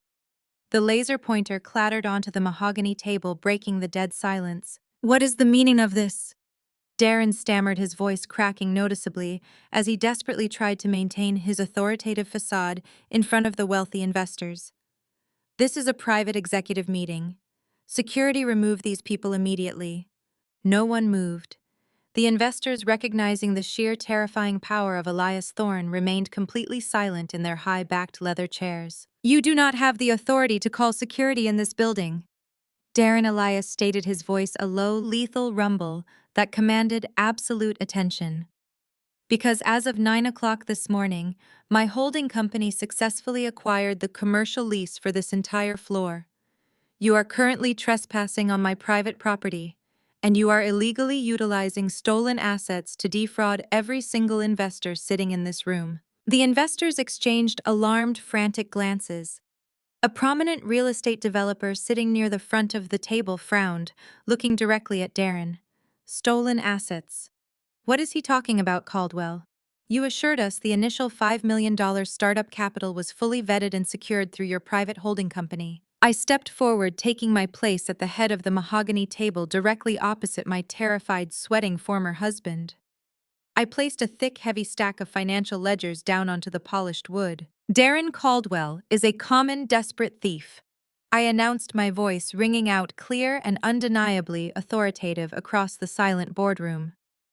I looked directly at the wealthy investors, making sure they understood the absolute gravity of the situation. "The $10 million skincare brand he claimed as collateral to secure your investments does not legally belong to him. He forged my signature on a highly illegal power of attorney document to temporarily transfer my corporate assets into his holding company. And that $5 million startup capital he has been bragging about. It was stolen directly from Elias Thorne's private charitable foundation by his mistress, Vanessa Thorne." A collective gasp echoed through the room. The investors immediately sat up straighter, their faces draining of color as the horrifying reality of my words began to sink in. "That is an absolute lie," Darren shouted, slamming his hands down onto the table in a pathetic display of fake outrage. "She is a bitter, discarded ex-wife who is trying to ruin my reputation because I divorced her. The ledgers she is holding are completely fabricated. She has absolutely no proof of these ridiculous allegations." I smiled, a cold, freezing expression that made Darren physically flinch. "I did not fabricate these ledgers, Darren," I replied smoothly, sliding the thick stack of documents down the center of the long table. "They were willingly surrendered to my legal team last night by your own older brother and Shadow Chief Financial Officer Kendrick Caldwell." Darren staggered backward, his mouth opening and closing in sheer, unadulterated panic.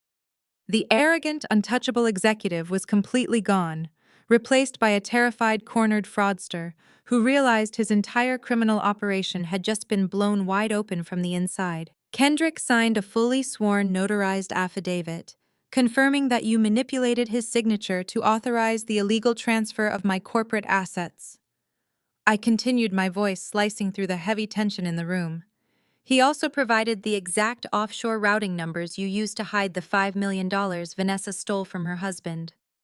Every single financial transaction, every forged email, and every illegal wire transfer is meticulously documented right there in those files. Elias stepped forward, his dark eyes locking onto the panicked investors. My forensic accounting team has already verified the authenticity of these ledgers. He stated, his tone carrying the weight of an absolute, undeniable threat. If any of you proceed with investing your capital into Apex Innovations today, you will be knowingly funding a criminal enterprise. You will become direct accessories to federal wire fraud, massive corporate embezzlement, and international money laundering. I will personally ensure that my legal team drags every single one of your companies into a grueling, highly public federal investigation. The threat was brutally effective. The wealthy investors did not hesitate for a single second. They immediately grabbed their briefcases, their faces pale with terror, and practically sprinted toward the boardroom doors. They shoved past Darren, completely ignoring his frantic, desperate pleas for them to stay and listen to his lies. Within less than 2 minutes, the massive executive boardroom was entirely empty, save for me, Elias, the federal auditors, and my utterly destroyed former husband. Darren collapsed into a leather chair, his hands shaking violently as he stared at the financial ledgers sitting in the center of the table. He was completely broke. He had millions of dollars in commercial debt, no investors, and a massive federal investigation breathing heavily down his neck. He looked up at me, his eyes wide and bloodshot tears of genuine panic streaming down his face. "Nia, please," he begged, his voice a pathetic, broken whisper. "You cannot do this to me. We were married for 7 years. We built a life together. You cannot just destroy everything I have worked for. Please, I will give you the company back. I will sign whatever you want. Just do not hand those ledgers over to the federal authorities. I will not survive in a federal prison." I walked slowly around the massive mahogany table, stopping right in front of his chair. I looked down at the man who had gladly thrown me out into the freezing rain, who had laughed in my face while his mistress drank champagne in my store, and I felt absolutely zero pity. "You destroyed our marriage the moment you decided my success was a threat to your fragile ego." "Darren," I stated, my voice completely devoid of any emotion. "You stole my life's work because you were too incompetent to build your own legacy. You wanted to play the role of a ruthless high society executive. Now you get to face the devastating, inescapable consequences." I turned to the federal auditors standing quietly near the doorway. "The financial ledgers and Kendrick Caldwell's sworn affidavit are all yours, gentlemen," I instructed smoothly. "I suggest you freeze every single account associated with Apex Innovations immediately." Darren let out a loud, strangled cry of despair, burying his face in his hands as he began to sob uncontrollably. The arrogant, manipulative thief had finally been completely broken. I did not stay to watch him suffer. I turned my backs on the pathetic scene and walked out of the boardroom. Elias Thorne, a strong, protective presence right beside me. We stepped back into the private elevator, the heavy steel doors sliding shut, completely sealing Darren's catastrophic fate. The hostile takeover was officially complete, but the Caldwell family was not done paying for their profound treachery. I still had an incredibly important visit to make to my former mother-in-law. The afternoon sun was beating down relentlessly on the meticulously manicured lawns of the Peachtree Country Club. It was the most exclusive, pretentious establishment in the entire Buckhead district, a place where the old money elite of Atlanta gathered to drink expensive tea, gossip about their neighbors, and pretend they were better than everyone else. It was exactly the kind of superficial, elitist environment where my former mother-in-law, Beatrice Caldwell, thrived. I stepped out of the air-conditioned Maybach, adjusting the collar of my pristine white tailored suit. I was not a member of the Peachtree Country Club. Beatrice had made sure of that years ago, quietly telling the admissions board that my working-class background would lower the prestige of their organization. But today, I did not need a membership card. I had something far more powerful. I had a certified, highly destructive legal notice that was going to absolutely ruin Beatrice's reputation in front of the very people she desperately wanted to impress. Elias's security team cleared a path through the opulent lobby, completely ignoring the frantic protests of the club manager. I walked purposefully toward the grand outdoor terrace, where the weekly high tea service was currently in full swing. Through the massive glass doors, I could see Beatrice sitting at a prime table in the center of the terrace. She was dressed in a gaudy floral designer dress, her neck draped in the expensive pearls she loved to flaunt. She was surrounded by a small group of wealthy, influential socialites, laughing loudly and holding court as if she were actual royalty. Tanya, my sister-in-law, was sitting right beside her, sipping a mimosa and looking incredibly smug. They were completely oblivious to the fact that Darren's fraudulent empire had just spectacularly collapsed in a downtown boardroom a few hours prior. They thought they were still the untouchable queens of Atlanta high society. I pushed open the glass doors and stepped out onto the terrace. The sharp, decisive click of my designer heels immediately drew the attention of the surrounding tables. The polite, hushed conversation slowly died away as I walked directly toward Beatrice's table. Tanya spotted me first. Her arrogant smile vanished instantly, replaced by a look of sheer, unadulterated panic. She remembered exactly what had happened in Elias's office the day before, and she knew I possessed the audio recording of her attempting to sell stolen corporate secrets. Beatrice, however, had not yet realized that her entire world was rapidly burning to the ground. She looked up, her face contorting into an ugly, familiar sneer as she saw me approaching. "What is the meaning of this?" Beatrice demanded loudly, ensuring her wealthy friends heard every word. "How did you even get past the front desk, Nia? You are not a member here. You do not belong in a place like this."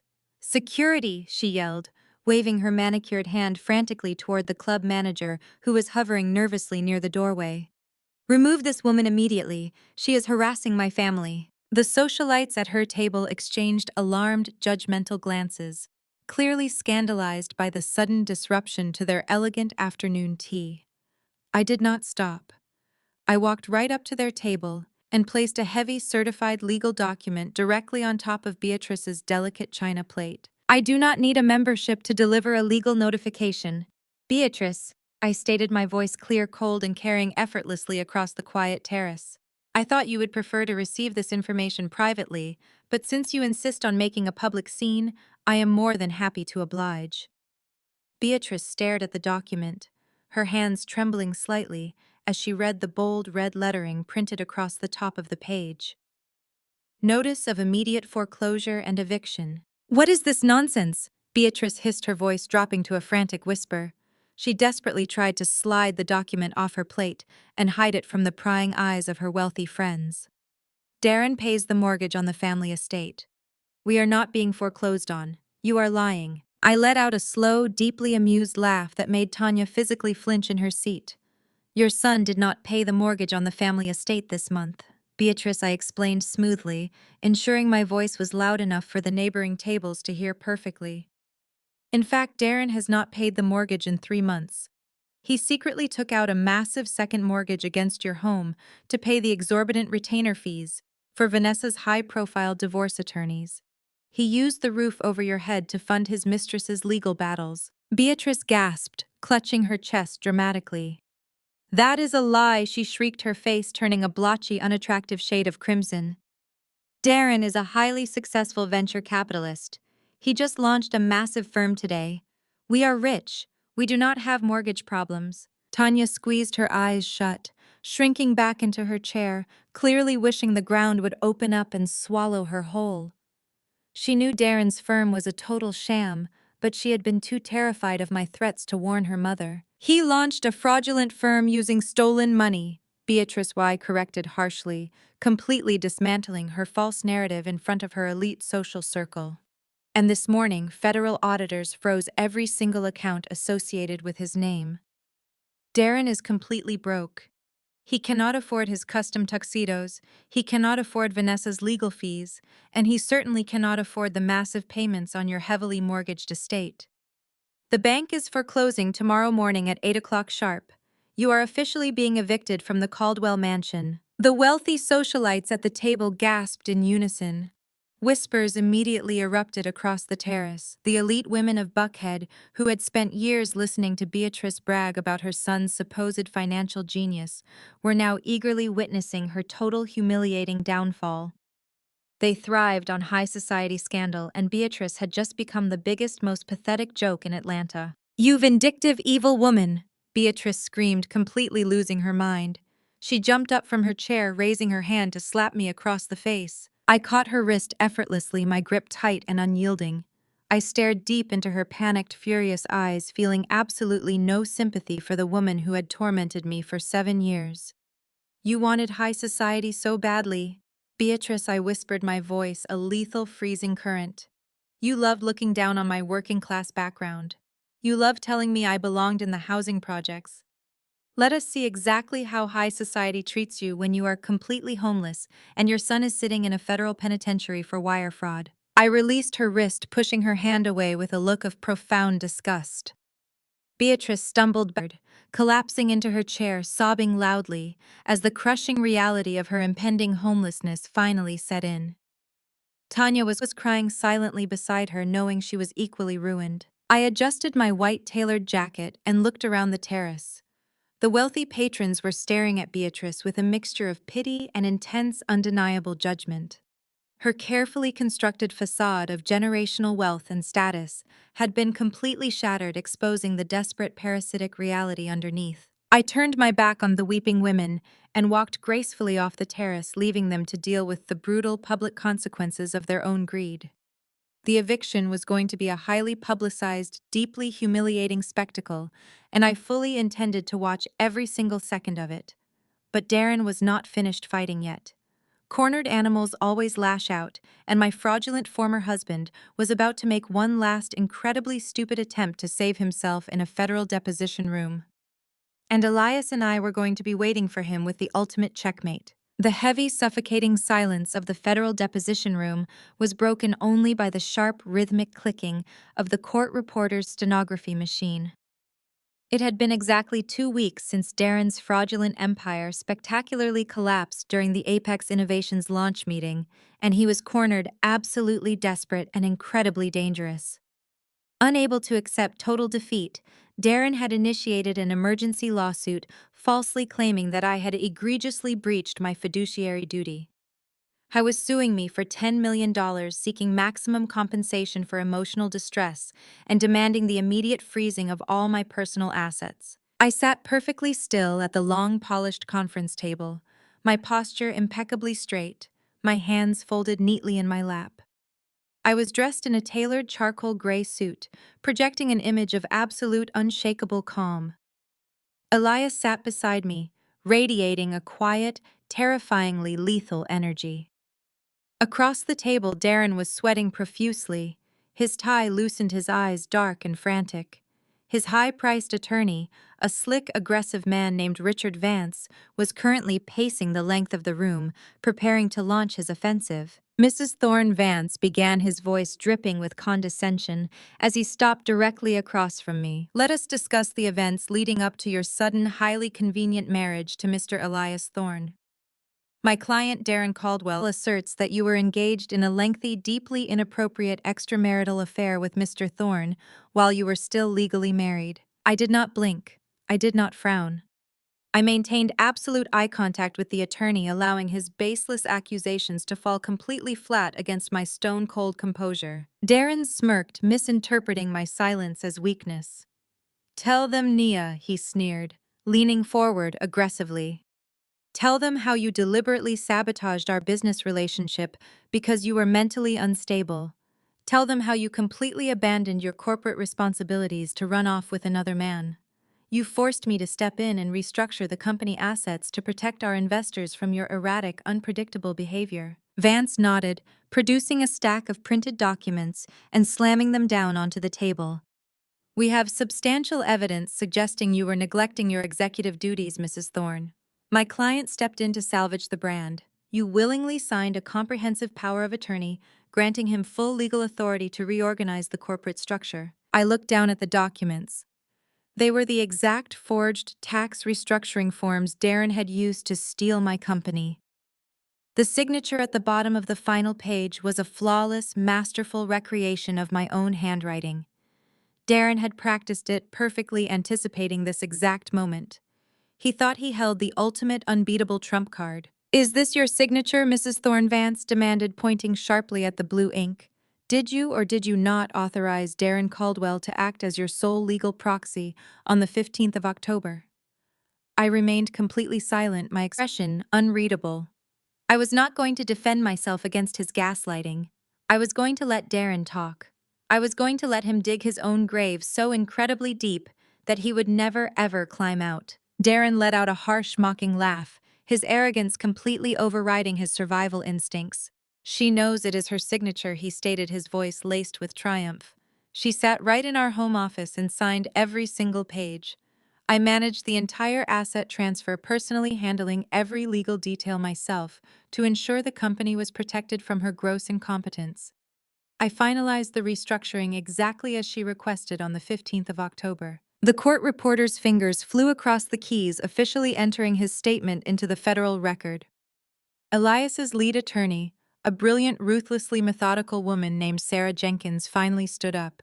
She straightened her jacket and walked slowly around the table, stopping just inches from Darren. "Mr. Caldwell," she began, her voice calm, but carrying a distinct razor-sharp edge. "Let the record show that you are confirming under penalty of perjury that you solely managed the asset transfer and personally secured Mrs. Thorne's signature on the power of attorney documents on the specific date of October 15th. "Absolutely," Darren replied confidently, leaning back in his chair. "I was the only one who handled the paperwork. I executed the entire transfer myself on that exact date." Sarah Jenkins nodded slowly, a predatory smile touching the corners of her lips.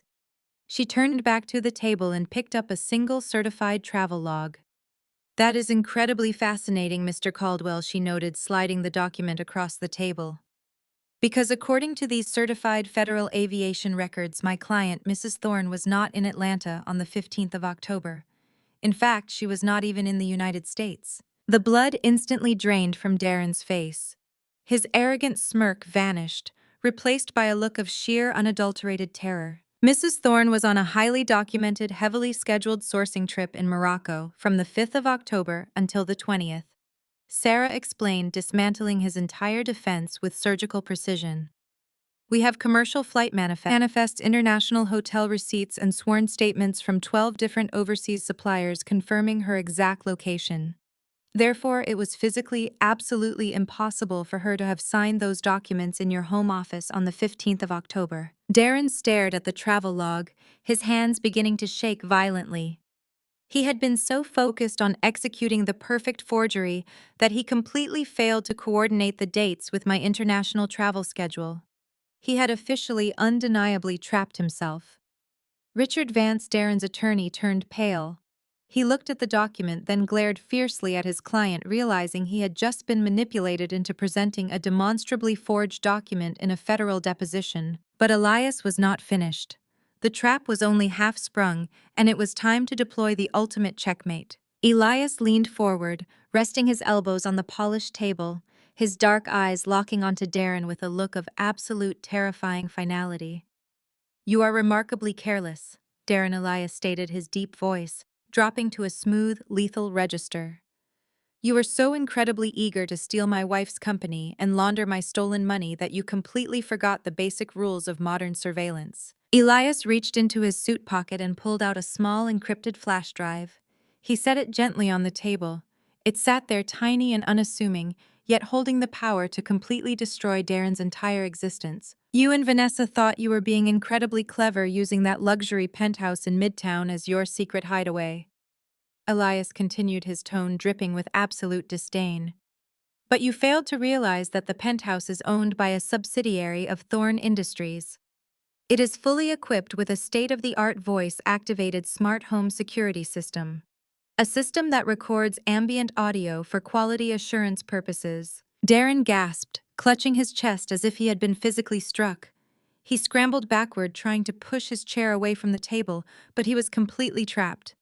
Sarah Jenkins picked up the flash drive and plugged it directly into the deposition room's central audio system.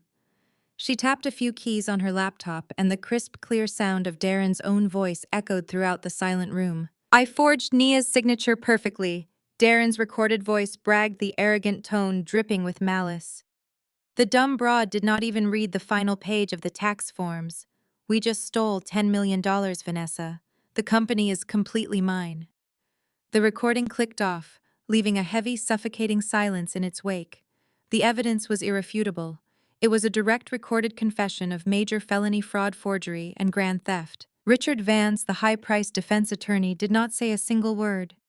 He stood up abruptly, his face an angry, bright shade of red.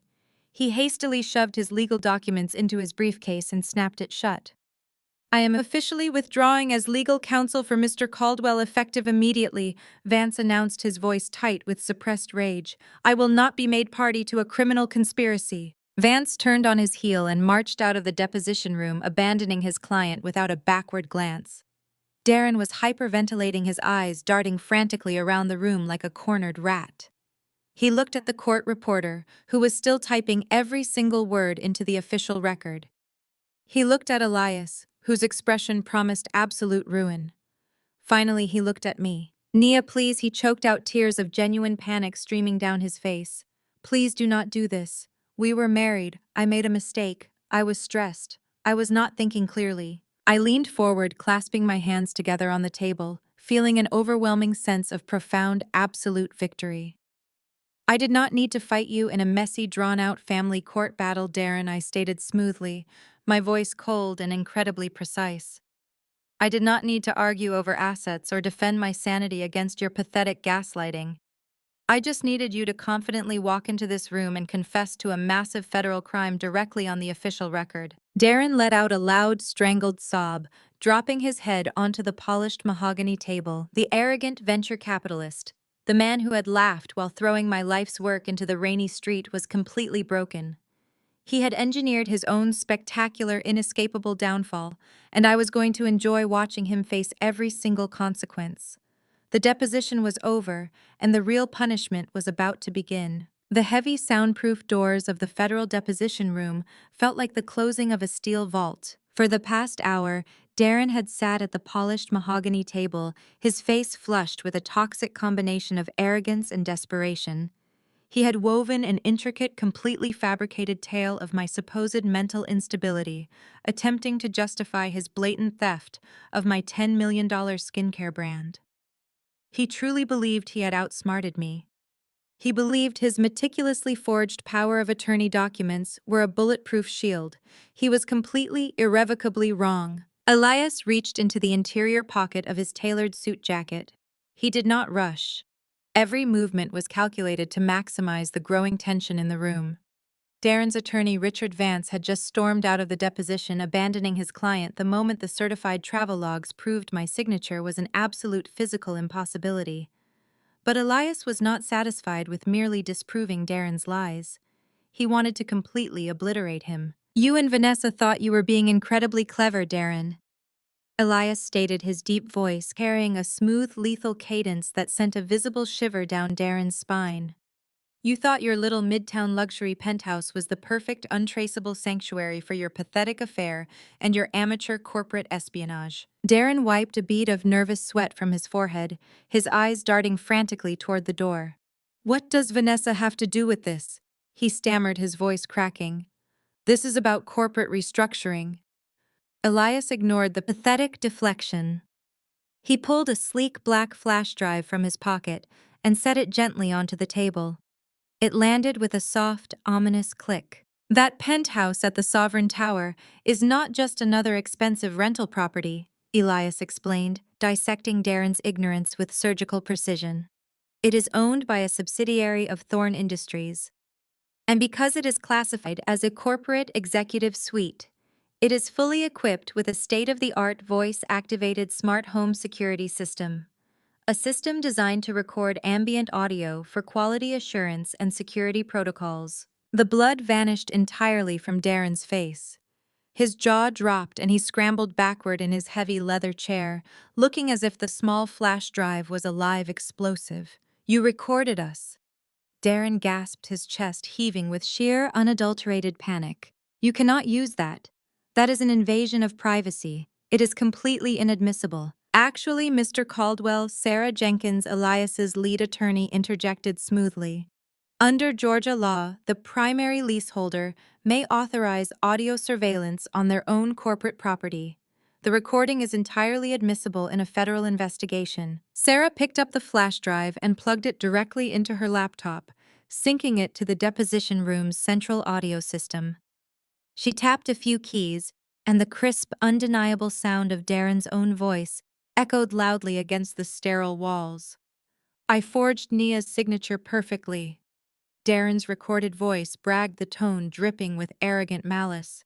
The dumb broad did not even read the final page of the tax forms.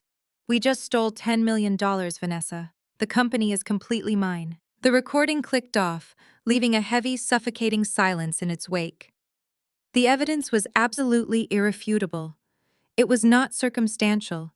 It was not hearsay. It was a direct, crystal-clear recorded confession of major felony fraud, forgery, and grand theft. Darren had just officially provided the federal government with the exact audio evidence needed to lock him in a penitentiary for the next 20 years. Darren was hyperventilating now, his hands gripping the edge of the mahogany table so tightly his knuckles turned stark white. He looked at the court reporter who had diligently typed every single word of the recording into the official federal record. He looked at Elias, whose expression promised absolute, inescapable ruin.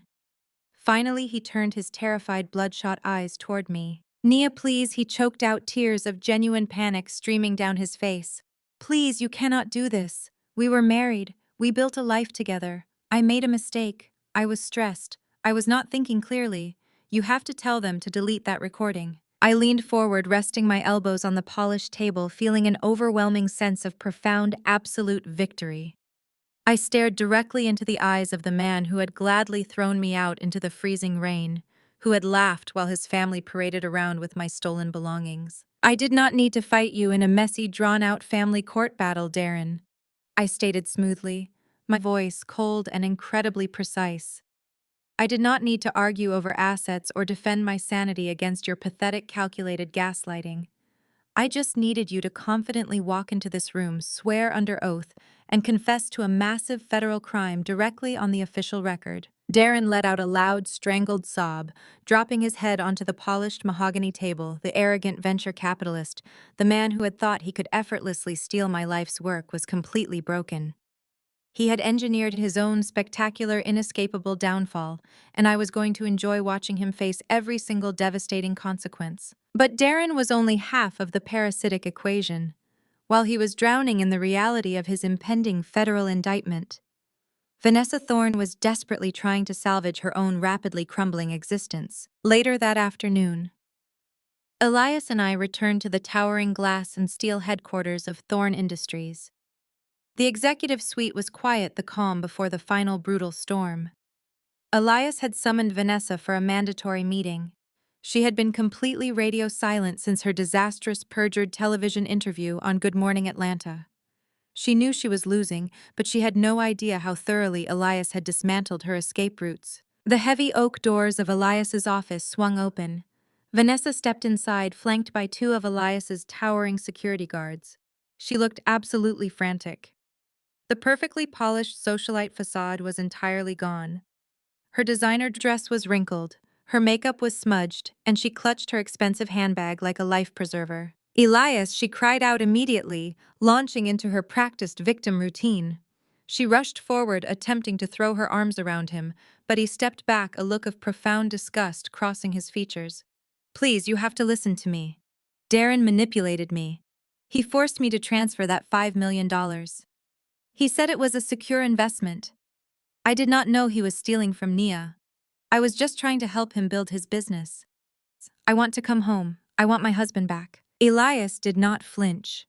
He walked over to his massive glass desk and picked up a thick, meticulously organized legal folder.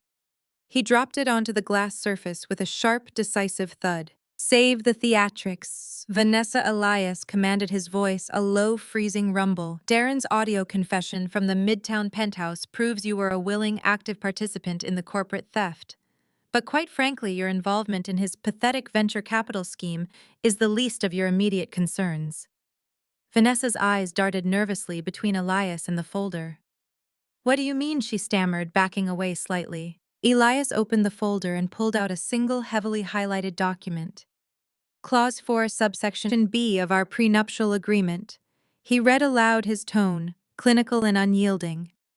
Documented infidelity, coupled with any form of corporate or financial theft against Thorn Industries, results in a total immediate forfeiture of all marital assets. Vanessa gasped, clutching her chest. You cannot enforce that. You have to give me half. It is the law. You forfeited your right to my assets the moment you funneled my charitable funds into your lover's fraudulent bank accounts, Elias stated, stepping closer to her. My attorneys officially triggered the penalty clause this morning. I have already permanently frozen all your personal checking accounts. I have revoked the leases on your luxury vehicles. The security team at the estate has packed your remaining belongings into cardboard boxes and placed them on the curb. Vanessa began to shake violently, tears of sheer unadulterated terror welling in her eyes. No, she shrieked, her voice echoing shrilly in the cavernous office. You cannot leave me with nothing. I am Vanessa Thorne. I belong in high society. I need my credit cards. I need my house. I'll belong exactly where you started, Elias replied, his voice devoid of any mercy. You walked into my life 5 years ago with a cheap suitcase and $100 to your name. You can walk out with exactly that. You wanted to play the victim on national television, Vanessa. Now you really are one. You have absolutely nothing. Vanessa collapsed onto the pristine floor, sobbing hysterically. She begged, she pleaded, she tried to grab Elias's legs, but he simply signaled to his security team. The two massive guards stepped forward, hauling the screaming, thrashing socialite to her feet.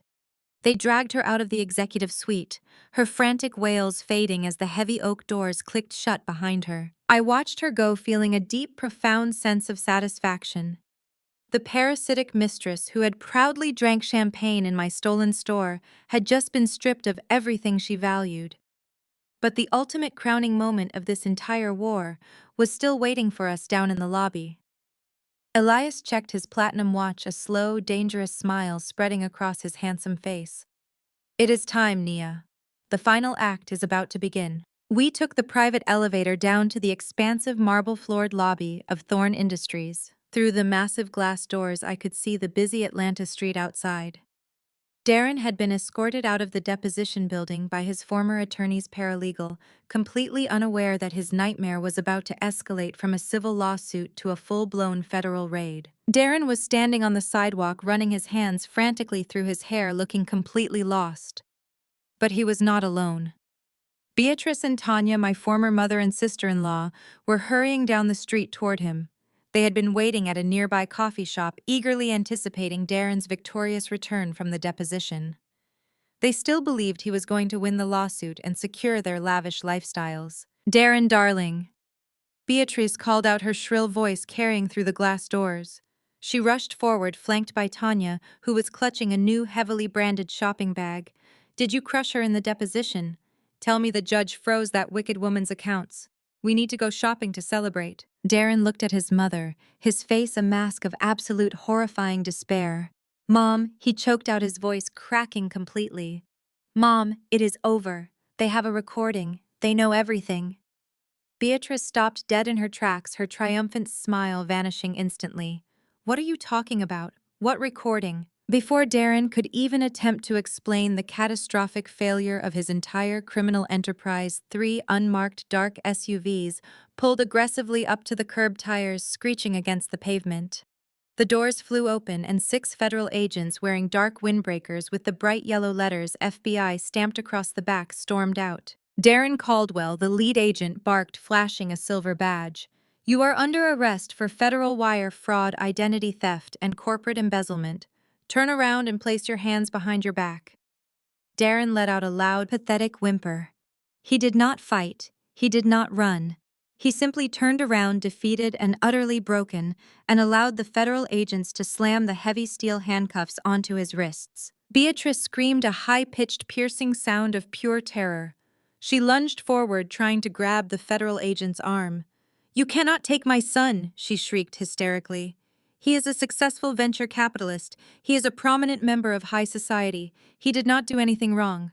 Ma'am, step back immediately, or you will be arrested for interfering with a federal investigation," the agent warned sharply, pushing Beatrice away. Tanya was hyperventilating, backing away from the scene, as if the federal agents were carrying a highly contagious disease. She dropped her designer shopping bag, the contents spilling onto the dirty sidewalk. Elias and I pushed open the heavy glass doors of the lobby and stepped out onto the street. Darren, currently being shoved into the back of a dark federal transport van, caught sight of me. He looked pathetic, stripped of his expensive suits and his arrogant facade. "Nia, please," Darren begged, his voice muffled through the metal grate of the transport van. "Please, you have to help me. We were partners for 7 years. You know I am not a criminal. Please do not let them take me." I walked slowly toward the van, stopping just inches from the federal agents. I looked at the man who had stolen my life's work, who had forged my signature, who had thrown me out into the freezing rain. I felt absolutely zero emotion. My voice was calm, steady, and incredibly cold. "You told me to call an Uber back to the hood, Darren," I stated, ensuring every single word landed with maximum devastating impact.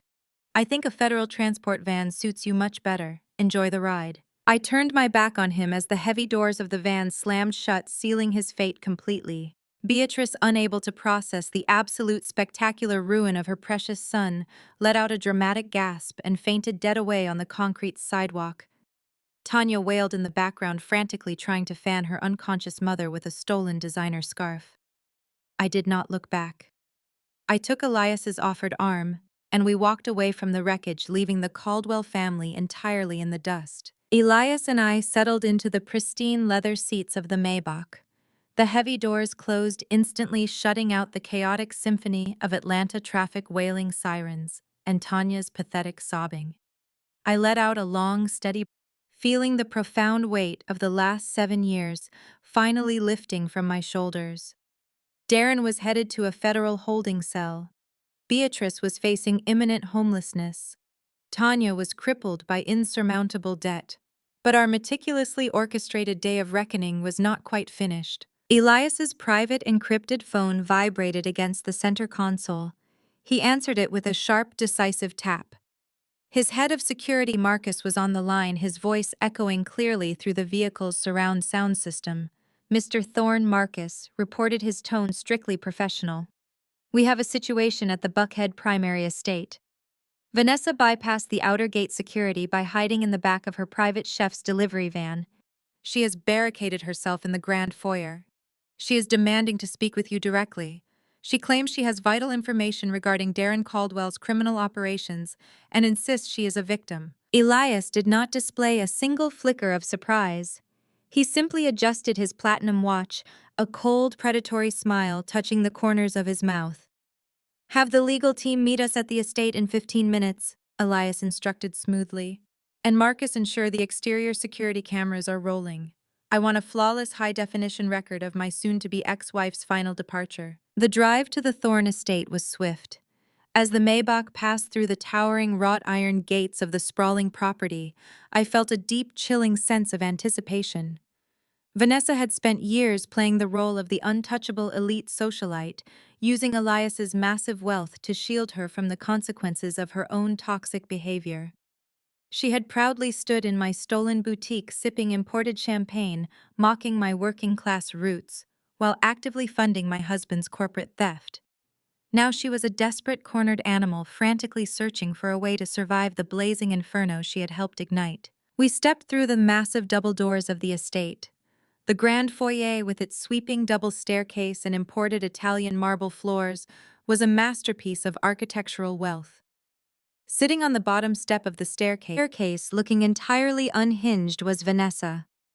The perfectly polished, untouchable queen of Atlanta high society was completely gone. Her designer silk dress was horribly wrinkled. Her expensive hair extensions were tangled and disheveled. She clutched her crocodile skin handbag so tightly her knuckles were stark white. The moment she saw Elias, she practically threw herself across the marble floor. "Elias, thank God you are here!" she cried out, her voice cracking with manufactured hysteria. She completely ignored my presence, focusing all her desperate manic energy on the billionaire she had so brazenly betrayed. You have to listen to me. You have to protect me. Darren is a monster. He manipulated me from the very beginning. Elias stood perfectly still, his hands clasped casually behind his back. He looked down at her with an expression of pure, unadulterated disgust. You broke into my secure residence by hiding in a delivery van. Vanessa Elias stated, his voice a low, freezing rumble that echoed ominously in the vast foyer. That is a criminal offense. You have exactly 3 minutes to explain why I should not have Marcus drag you out by your hair and hand you directly to the local police. Vanessa scrambled to her feet, tears of sheer panic streaming down her ruined makeup. She reached out, attempting to grasp his tailored suit jacket, but Elias took a sharp step backward, completely rejecting her touch. I was terrified of him. Elias, she sobbed, launching into her carefully rehearsed, utterly pathetic defense. Darren forced me to transfer that $5 million from your charitable foundation. He told me that if I did not help him fund his new venture capital firm, he would go to the press and ruin my reputation. He threatened me. I did not want to steal from you, and I certainly did not want to help him ruin Nia. He is a predator. I was just a victim of his aggressive psychological manipulation. I want to come back to you, Elias. I want to come home. We can fix our marriage. We can move past this. I stood silently beside Elias, watching her pathetic performance with clinical detachment. Vanessa was fundamentally incapable of taking accountability. Even now, with the irrefutable evidence of her treason readily available, she was instinctively trying to throw her lover under the bus to save her own luxurious lifestyle. Elias let out a slow, dark chuckle that completely lacked any warmth. It was a terrifying sound. He reached into his briefcase, which Marcus had quietly brought into the foyer, and pulled out a thick, heavily tabbed legal binder. He dropped the heavy binder directly onto the glass console table. The sharp thud made Vanessa physically jump. You are a remarkably terrible liar. Vanessa Elias noted, his voice slicing through her fake sobs with brutal precision. Do you honestly believe I do not have the complete audio recordings from the Midtown penthouse? I heard every single word of your intimate conversations with Darren. I heard you laughing about stealing Nia's skincare empire. I heard you mapping out the exact wire transfers to drain my charitable accounts. You were not a victim. You were the co-architect of a massive federal felony. Vanessa's mouth opened and closed, the color completely draining from her face. She took a trembling step backward, realizing that her victim narrative had just been obliterated. But we are married, she stammered frantically, grasping at straws. You cannot just throw me out on the street. I have legal rights. Georgia law protects spouses. I am entitled to half of the marital estate. I will hire the best divorce attorneys in the state. I will take half of your companies. Elias did not flinch. His expression remained utterly ruthless. He opened the heavy binder and pulled out a single pristine document featuring several notarized signatures. He held it up so the bright chandelier light illuminated the dense legal text. I highly recommend you read Clause 4, subsection B of our prenuptial agreement. Elias commanded, his tone clinical and completely unyielding. You signed this document 5 years ago in the presence of 3 independent legal counsels. Let me refresh your memory of the exact terminology. Documented infidelity, coupled with any form of corporate or financial theft against Thorne Industries or its subsidiaries, results in a total, immediate, and irrevocable forfeiture of all marital assets, spousal support, and alimony claims. Vanessa gasped, clutching her chest, as if the air had been violently punched out of her lungs. You cannot enforce that, she shrieked, her voice echoing shrilly. No judge will uphold a total forfeiture. I gave you 5 years of my life. I elevated your social standing. I am entitled to my lifestyle. You are entitled to absolutely nothing, Elias corrected smoothly, stepping closer to ensure she felt the crushing weight of his absolute power. My attorneys officially triggered the penalty clause yesterday afternoon. While you were busy crying on national television and committing blatant perjury, my financial team was systematically dismantling your entire existence. Elias picked up a sleek electronic tablet from the console table and swiped across the screen, displaying a series of banking dashboards. I have already permanently frozen every single one of your personal checking and savings accounts. He listed his voice sounding like a judge delivering a death sentence. The platinum credit cards you used to fund your lavish shopping sprees have been completely revoked and canceled. No, Vanessa whimpered, her hands flying to her mouth in sheer horror. My money. You cannot take my money. It was never your money, Vanessa. It was my money, Elias stated coldly. Furthermore, the deed to the Miami vacation home you claimed as your own has been legally reverted to my primary holding company. The 2024 Mercedes G-Wagon and the Porsche 911 you kept in the garage were registered under a corporate lease. I canceled the lease agreements this morning. Both vehicles were successfully repossessed and towed off the property 2 hours ago. Vanessa began to hyperventilate. Her chest heaved and she looked wildly around the grand foyer as if hoping to find a hidden exit. The reality of her catastrophic ruin was finally crashing down upon her.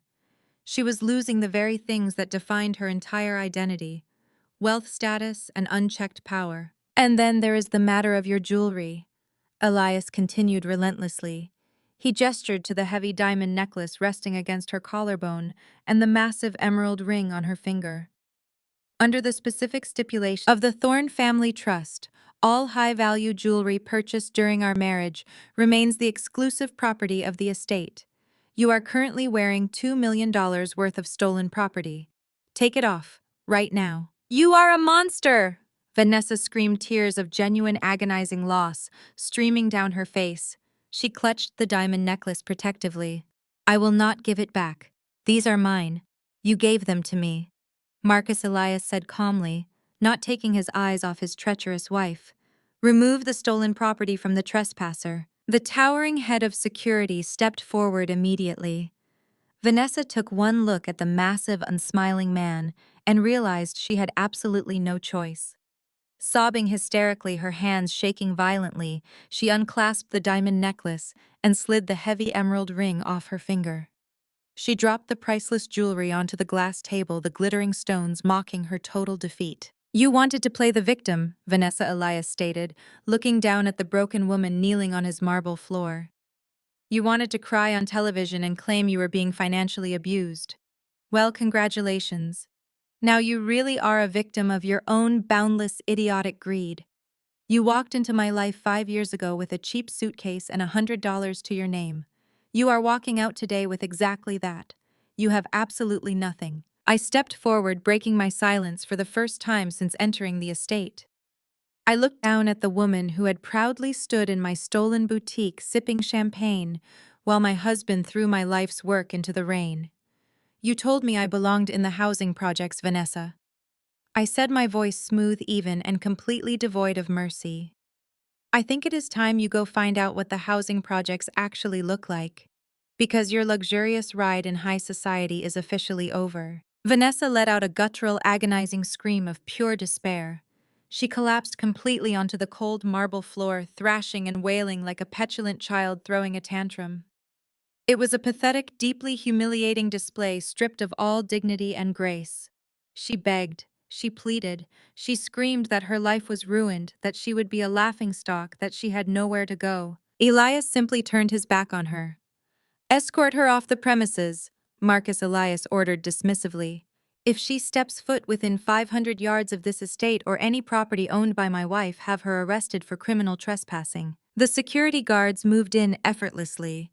They hoisted the screaming, kicking socialite to her feet by her arms. Vanessa thrashed wildly, her designer heels scraping loudly against the pristine marble floors. She screamed obscenities, cursing Elias, cursing me, and cursing Darren for dragging her down into his fraudulent abyss. The humid, heavy air of early Georgia summer clung to the Maybach's tinted windows. It had been exactly 3 weeks since the dramatic, spectacularly public arrest of Darren Caldwell on the steps of the federal deposition building. The subsequent fallout had been swift, brutal, and utterly comprehensive. I sat in the plush leather back seat, perfectly relaxed, sipping a chilled glass of sparkling water. Elias sat beside me, his large hand resting comfortably over mine, his thumb tracing slow, soothing circles across my knuckles. We were parked across the street from the Caldwell family estate in Buckhead. It was a massive, ostentatious property, a symbol of the fake generational wealth Beatrice had always so desperately tried to project. But today, the grand estate did not look wealthy or imposing. It looked completely pathetically defeated. The bank's foreclosure had moved with unprecedented speed, largely due to the fact that Darren's illegal second mortgage had been secured using fraudulent, highly illegal federal wire transfers. The bank wanted the property cleared and seized before the federal government could attempt to claim it in the ongoing criminal investigation. "Look at them," Elias murmured, his dark eyes fixed on the scene unfolding across the street. "It is a remarkably fitting end to their little charade, is it not?" I leaned closer to the tinted window, taking in the full glorious measure of their absolute ruin. Beatrice and Tanya were currently shuffling down the sweeping front steps of the foreclosed mansion. They were not carrying matching monogrammed designer luggage. They were not being assisted by a team of professional white-gloved movers. They were dragging heavy, oversized black trash bags full of their remaining belongings. It was the exact perfect visual parallel to the rainy morning Darren had thrown my entire life into the street in garbage bags. The sheer, undeniable poetry of the moment was so incredibly satisfying it almost felt scripted. Beatrice looked horrific. Her hair was completely unstyled, hanging in limp gray patches. She was wearing a pair of old sweatpants and a faded blouse, the opulent, gaudy floral dresses and fake pearls long gone seized by the bankruptcy courts to cover Darren's massive debts. Tanya was struggling behind her, wiping away frantic tears as a heavy trash bag ripped, spilling a pathetic collection of cheap shoes and scattered paperwork onto the driveway. A stark white foreclosure notice was nailed aggressively to the heavy wooden front doors. Two armed private security guards hired by the bank stood on the porch, watching the women with absolute unyielding indifference, ensuring they did not attempt to steal any of the high-end fixtures before vacating the premises. Tanya dropped her ripped trash bag and collapsed onto the driveway, sobbing hysterically into her hands. Beatrice tried to pull her up, looking frantically up and down the street, absolutely terrified that one of her former elite socialite friends might drive by and witness their humiliating public eviction. I rolled down the tinted window just a fraction, allowing the warm summer breeze into the quiet air-conditioned cabin of the Maybach. Tanya looked up, her red puffy eyes scanning the street. She spotted the sleek black Maybach parked directly across from them. She froze, recognizing the vehicle instantly. She scrambled to her feet, abandoning the ripped trash bag, and actually took a few desperate, stumbling steps toward the street. "Nia," Tanya wailed, her voice cracking as she recognized my silhouette behind the slightly lowered glass. "Nia, please. You cannot just sit there and watch us lose everything. Please, you have to help us. We are family." "Darren made a mistake, but Mom and I did not do anything wrong. You have all that money now. You have Elias. You could buy the house back for us. You could save us." Beatrice turned, finally noticing the Maybach. The arrogant, elitist matriarch who had spent 7 years calling me a working-class nobody, who had laughed as I was thrown out of my own home, slowly sank to her knees on the hard concrete driveway. "Please, Nia." Beatrice choked out her voice, a weak, pathetic rasp. "We have nowhere to go. Kendrick will not answer our calls. His lawyer told him to cut all contact. We do not have a single dollar left. Please just give us a small loan. Just enough to get a small apartment. I am begging you." I looked down at the two women groveling on the concrete, surrounded by cheap black trash bags, completely stripped of their false prestige and unearned arrogance. I did not feel a single ounce of pity. I felt entirely, profoundly vindicated. I leaned closer to the open crack in the window, making sure my voice carried clearly across the quiet, humid street. "You once told me that trash belongs outside, Beatrice." I stated, my voice smooth, calm, and completely devoid of any mercy. "You wanted to play high society while treating my hard work like garbage. I think it is only fair that you finally get to experience exactly how the rest of the world lives. Enjoy the housing projects. I hear Vanessa might be looking for a roommate." I rolled the tinted window back up, completely sealing out their frantic, desperate wails.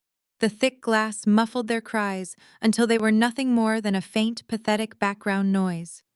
"Drive," Elias instructed the chauffeur, not taking his eyes off me.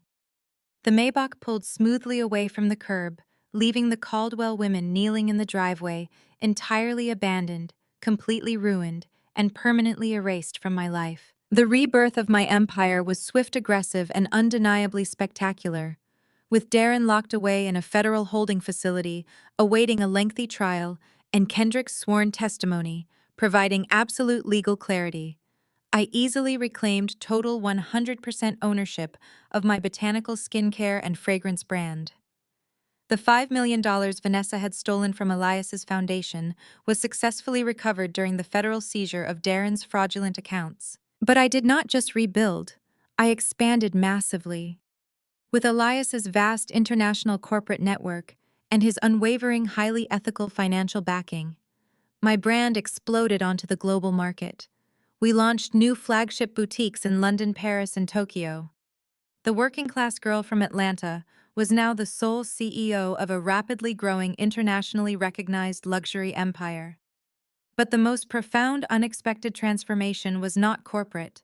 It was deeply personal. What had initially started as a cold, highly calculated marriage of convenience, forged in the fires of mutual betrayal and a shared desire for absolute vengeance, had slowly, beautifully evolved into something entirely different. Late one evening, Elias and I were sitting in the expansive living room of his primary estate. We had spent the last 3 hours reviewing international expansion plans for my brand. I was exhausted but incredibly fulfilled. I closed my laptop and rubbed my eyes, letting out a soft sigh. Elias reached over, gently taking the laptop from my lap and setting it on the glass coffee table. He looked at me, his dark eyes intense, stripped of the cold, calculating billionaire persona he presented to the world. "We executed the contract perfectly," Nia Elias said quietly, his thumb brushing a stray curl away from my face. "Darren is facing 20 years. Vanessa is working the night shift at a diner in a strip mall. You have your empire back, and my foundation is secure. The vengeance is complete." I looked up at him, feeling a sudden nervous flutter in my chest. "So what happens now?" I asked softly. "The contract is fulfilled. Do we call the lawyers and file for the dissolution?" Elias moved closer, closing the distance between us. He reached out, cupping my face in his large, warm hands. He looked at me no longer as a fierce business partner, no longer as an ally in a corporate war, but as his true, undeniable equal. "I do not want to call the lawyers," Nia Elias whispered, his voice incredibly tender. "I want to burn the contract entirely. I do not want a business arrangement anymore. I want you. I want a real marriage with a woman who is strong enough to stand beside me, not hide behind my wealth. You are the most brilliant, terrifying, beautiful woman I have ever known. I want to build the rest of my life with you." I looked into his eyes, seeing the genuine, profound respect and fierce loyalty that Darren had never, ever been capable of providing. I leaned forward, closing the final gap between us, and kissed him. It was not a calculated move. It was a promise of a completely new, authentic beginning. "I think we make a remarkably terrifying team, Mr. Thorne," I murmured against his lips. "I would not have it any other way, Mrs. Thorne," he replied, pulling me completely into his arms. A year later, I walked confidently through the bustling, sunlit atrium of my newly minted global corporate headquarters in downtown Atlanta. My heels clicked sharply against the imported marble floors. Employees nodded respectfully as I passed, their faces reflecting genuine admiration, not the fearful, toxic sycophancy Darren had always demanded. I stepped into my expansive corner office, looking out through the floor-to-ceiling glass windows at the sprawling, vibrant city below. I had survived the ultimate betrayal. I had navigated the treacherous, parasitic waters of high society, and I had completely annihilated the people who tried to destroy me. They tried to bury me in the dirt they created, I thought to myself, a quiet, powerful smile touching my lips as I looked out over my thriving empire. They forgot that dirt is exactly what a seed needs to grow into an empire.